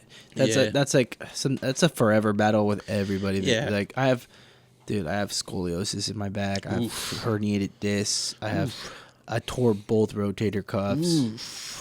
Literally never got surgery. Never got surgery for any of it, dude. Oh, the Okay. rotator cuffs, bro. I literally got to the Fuck. point where my shoulder was pop. Like, it still does. It pops out. It's out right now. Actually, I'll pop it back in, bam. But like, and Okay. yeah, like I just have so much issues. But like, I'm telling you, dude, Fuck, like bro. when you learn how to like actually like train your muscles and like to a way where you're putting armor on them, dude. Like it's just life changing. It's so Man, life that's changing. I attest one of the main reasons that I lived the fact that I was fucking weight training so much. Yeah, because is- if you were a skinny guy, Oh, I would have died, bro. smoke, dude, pink mist. I totaled the Nissan Altima. Yeah, dude. Like, you know, that's why I'm fucking 1-0, bro. Yeah. I'm 1-0. 1-0, bro. That's my professional record. I'm 1-0. Yeah, dude. I don't know, man. It's a great thing. I feel like I could sound like a meathead on this podcast talking about working out so much, but it's part of my life, you know? Yeah. It's cool. We're both meatheads. I know. I've fucking worked out my whole life too. I just like to be. I like it. You know? It's about keeping the body strong, you know? Yeah. So if a car hits you, you don't die. That's very important, it's dude. really it. It literally makes me like happy to see people who are like interested in like things that I'm interested in. Like my friend today wanted to like learn, and I was like teaching him a bunch of cool things, and I was just like, dude. I was like looking at him and I was like, dude, he doesn't even know his potential. Like this guy's gonna be so cool. Like this guy's gonna change, and I'm gonna like be like look at him in a couple months, be like, dude, I got see like, and like I was just like so happy just to see like, okay, dude, I could like actually affect this guy's life in the way that like it affected me, kind of. Yeah. It's kind of like a cool thing, you know. Yeah. It's so cool when I see you doing like lessons on Instagram, like the stories or the reels that you do. It's super fucking cool. You did gi jujitsu? I do both. Yeah. You've done both. Yeah. Okay. So I do gi jujitsu, and then I also do catch wrestling, which is from England. Interesting. So it's wrestling. So where like wrestling, the difference is jujitsu is submission based, right? jujitsu is a samurai. It comes from Japanese jujitsu, but Brazil modified it. But essentially, on the battlefield, you can't really punch a guy in armor, right? So you have to like take them down. So it's mostly like judo, kind of like where they do a lot of takedowns. The guys on the floor, because back in the day in ancient times, like. When you hit the floor, you're dead, pretty much. Like you're gonna get in a stabbed. battle. That's- You got you're bodies getting clashing against each other. You got spears, weapons. The second you hit the floor and you're in full body armor, it's gonna be very hard to get up, and then you're gonna get stabbed. Yeah. So you're dead, right? So a lot of those martial arts would end up with you taking the guy to the floor, and the battle ends from there. Interesting. Yeah. So jujitsu, a lot of jujitsu is Japanese jujitsu. is taking a lot of joint manipulations, because you can't really punch a guy in armor. So joint manipulations to get a guy down, or takedowns to get the guy down to the floor, and then some basic joint locks on the ground. But what happened is in Brazil, you know, they essentially, like, the guy who Helio, who's the guy who learned it first from Maeda, Maeda is a Japanese dude who came over there, right? Taught the Gracie family. He was like a small guy, so he was getting the one taking down a lot. So Niwaza is the art of judo, which is mostly groundwork. So he perfected the Niwaza, and he got really good at it. And then from there, it became Brazilian Jiu-Jitsu, because they just worked a ton of the ground stuff. So it became more ground oriented. Is that where the guard came from? Well, guards always existed, right? Okay. So, but it just got more Technical. perfected. I see. Right? Gotcha. So and then there's another art called catch wrestling, which is like, if you see like the circuses back in the day, like the strongmen who would like hold up weights and all of that with the mustaches and the circuses. These guys would go from town to town, and they challenge people to wrestling matches. And wrestling matches, they were like no holds bar wrestling matches, just like WWE, except not rigged. So there was joint manipulations, and then it was pin. So you have to pin the guy. So his shoulders have to be on the mat, right? So there was like pain holds that they put these guys in. So they would put them in pain holds, which are submissions. Yes. Nowadays, right? Interesting. So you put them in the pain hold, essentially to get them to their back to finish the match. And some of these matches became so long and boring that it stopped. Like, people weren't paying attention to it, right? Got it. So what happened is they started rigging the matches, and then it became cool again. And that's when WWE and wrestling started coming into more play. of an entertainment thing. It became more for entertainment. But catch wrestling comes from England, so it's a completely different art, not related to jiu-jitsu. So you have like so my style is like a blend of both, essentially. Very cool. Yeah. Thanks for sharing that. I always wondered what catch wrestling was. I That's never what it Googled is. or anything like that, but Yeah. I'd heard it many times. Yeah, so couch wrestling comes from England, where guys were doing no holds bar wrestling matches against people where you could pin. Nowadays, I think it's pin or submit, right? Nowadays it is pin or submit, but back in the day I think it was just pin, and they would do these pain holds to get them on their To back, get the pin. right? Interesting. Or if the guy probably gave up, then he gave up. Yeah, and that was the match. But a lot of those guys were interested in strength training, and like a lot of these old school strength, and like this is like before steroids existed. So that's like realistic strength training, like guys who like really like they didn't have anything but their training regimens and food. So like that's like kind of stuff I'm interested in right there. Like the Japanese jiu-jitsu is really cool, but I started getting more into the catch wrestling stuff because it was stuff I wasn't into before. But it's like really like it's a lot more brutal kind of. It's like a lot more pain holds and guys like doing anything to get these guys to their Real shoulders, rough. try to get their shoulder. Yeah, like a bunch of farmers, you know, nitty-gritty. a bunch of nitty gritty farmer dudes like It's jacked. like rugby compared to football. Yeah, exactly. like That's it. exactly what it is. Whereas like like it. Japanese is like very Japanese, Yeah. you know, very like Japanese, like meditating and all that, and freaking technical. More of a practice. It's a practice as well as opposed to like a bunch of fucking roughhousing farmer Yeah, we're dudes. just gonna. I'm gonna flip you Dirty fucking farmers who are just like trying to fight Yeah. each other after work. Yeah. They go work in the coal mines and then Yeah. they come out and they're Yeah. drunk and they're like alcoholics and they're trying to fight. You know? Yeah. That's like so the art becomes a lot more brutal. Like it's like more fun. Difference of You know? a fight club and a fucking Yeah, dojo. yeah, 100%. So it's Yeah. like that's what catch wrestling That's is. cool. That's It's fucking mean cool. and dirty. It's mean and dirty. Yeah, I like it. yeah, That's dope. pretty good, dude. That's dope. Pretty good. As far as striking, what have you studied? Striking arts. Oh man, Yeah. I mean, I've studied it all. So Really? yeah, dude. No shit. Studied Muay Thai, American kickboxing, Damn, Shaolin son. Kempo, a lot of Kung Fu stuff, Wing Chun, like a lot of the Jeet Kune Do stuff, like the Bruce Lee stuff, which is like fencing footwork with like boxing, and then like, I got like a lot of like Wing Chun stuff involved in it, which I really like. But yeah, like the coolest thing that I think that I ever did as a martial artist, in my opinion, is I went to Cambodia for 3 months and I studied when I was like 14. I studied the Boktor, which is like Cambodian martial art. It's like this ancient martial art. Yeah. I was the 13th American to ever go over there. I That's have a so little fucking certificate. It's cool, kind of cool. bro. Yeah, but it's at the time it was like one of the rarest martial arts in the world. And I was watching Human Weapon, and I saw like I remember Human Weapon. It was on No. National Geographic, I think. But you remember Human Weapon? Yeah. So they were over there in Cambodia, and they're doing this martial art. And my grandma goes, "Oh, I know this guy." And he's like, What? "This is the rarest martial art in the world." And then my grandma's like, "I know him," and I was like, "Can I go over there and train with him?"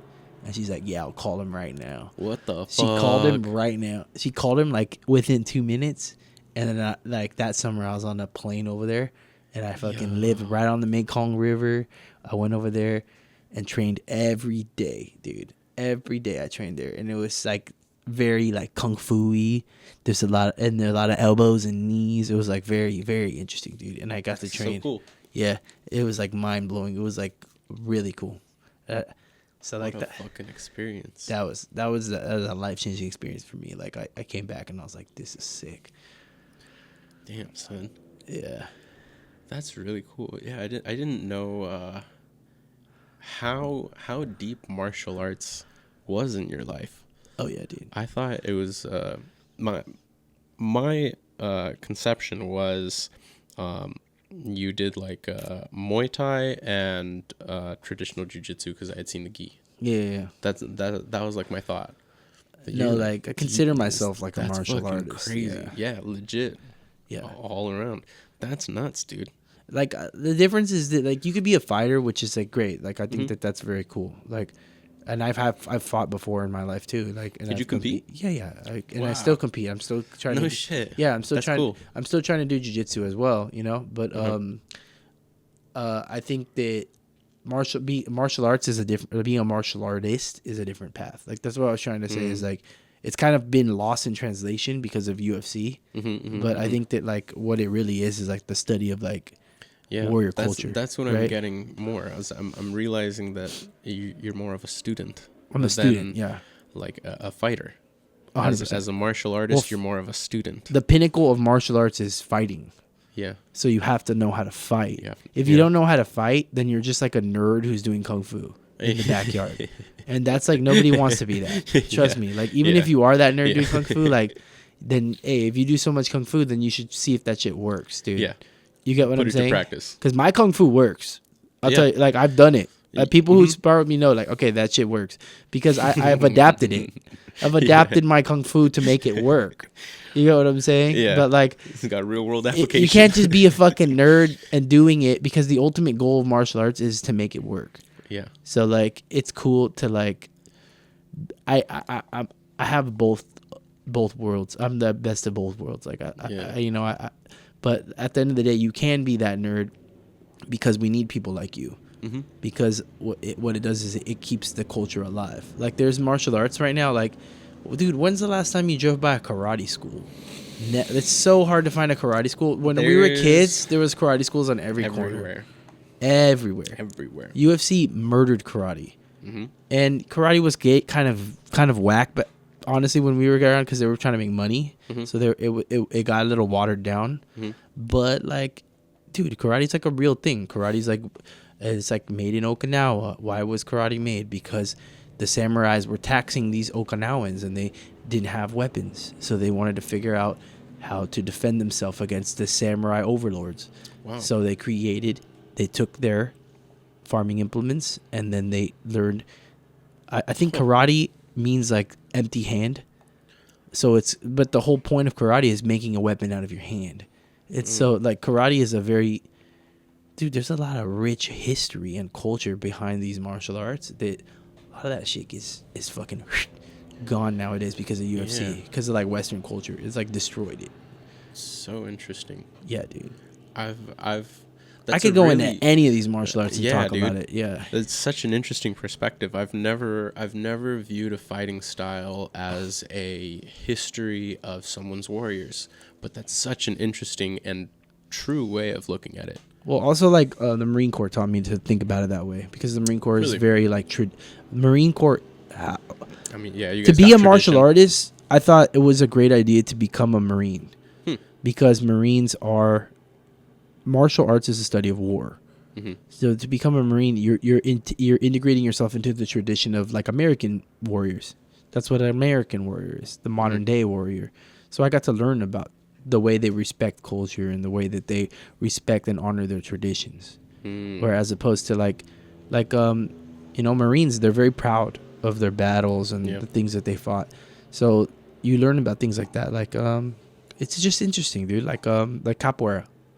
Capoeira, like you guys all know like Eddie Gordo and like shit like that, right? Capoeira was It's a dancing art. Yep. Why are they dancing? The slaves were disguising their fighting tactics with dance. Right. So they can't. This comes from a culture where they couldn't fight, so they had to figure out a way to rebel. How are they going to train the warriors to rebel? They're going to create customs, and they're going to create new dancing traditions to create. Or like when you see like a form, like when you see these kung fu guys and they're fighting the air and they're doing weird shit. Yeah. Why do they have that? Okay, so let's look at an ancient guy, right? An ancient guy's perspective is, okay, you may be one guy who knows this martial art, and you have to teach it to somebody else. But you're not always going to be there to teach that guy. So you're going to have to make him memorize these sets so he could practice on his own. So it's a way of like shadowboxing, but like a memorized dance. Interesting. Yeah. So you're passing on a tradition by memory, by showing him, hey, this is set number 1, set number 2, set number 3. And these are the things you're going to practice. Nowadays, we think, okay, that makes no sense. But back in the day, hey, I got to fucking teach you this shit so that you can go home and use it against the enemy. You know? Yeah. Dude, that's crazy. Yeah. It's wild shit. Yeah. It's all things that are lost nowadays. Yeah. Oof. Yeah, it's about time. It's about time, dude. You are super fucking interesting, dude. I'm so glad that we finally got a chance to sit down and share some life. And yeah, we went longer than I thought too. Yeah. I'd keep going, but you know. Yeah. No, we I gotta got go. things to do in the morning. I got work, baby. I got I guess one question for you because I didn't really ask you many questions. It's the podcast question. It's the end. During your period of time on this earth, what's something that you've learned that's helped you live a better life? Okay. During my period of time on this earth, what is something that I've learned to help me live a better life? I think to just be genuine. I think to be genuine and to just, I want to come across to other people as me. And I want to also come across as somebody who's like, you're not going to get bullshit out of when you talk to me. And you're going to and you're going to know where I stand. Like, I don't want to be a guy, I don't want to be snaky, condescending, or fake. I don't like that. So I think that being honest is something that you could walk away with at all times. As long as you're like I said, like, this all goes back to all the shit we've been talking about, but it's like just being you, you know, like if I'm me, then I know where we stand. And then also like, you know where I stand, and I don't have to fucking fake it. Yep. Also, forgiveness is a big thing too. Yeah. Forgiveness is a huge thing. Not only for others, but for yourself. Yeah, don't keep that pain inside of you. No, man. It's not good to hang on to it. Yeah. Tommy. But all right, brother. It's been fucking real. Thank you, dude. Good podcast. All right. Thank you. Good night, everybody.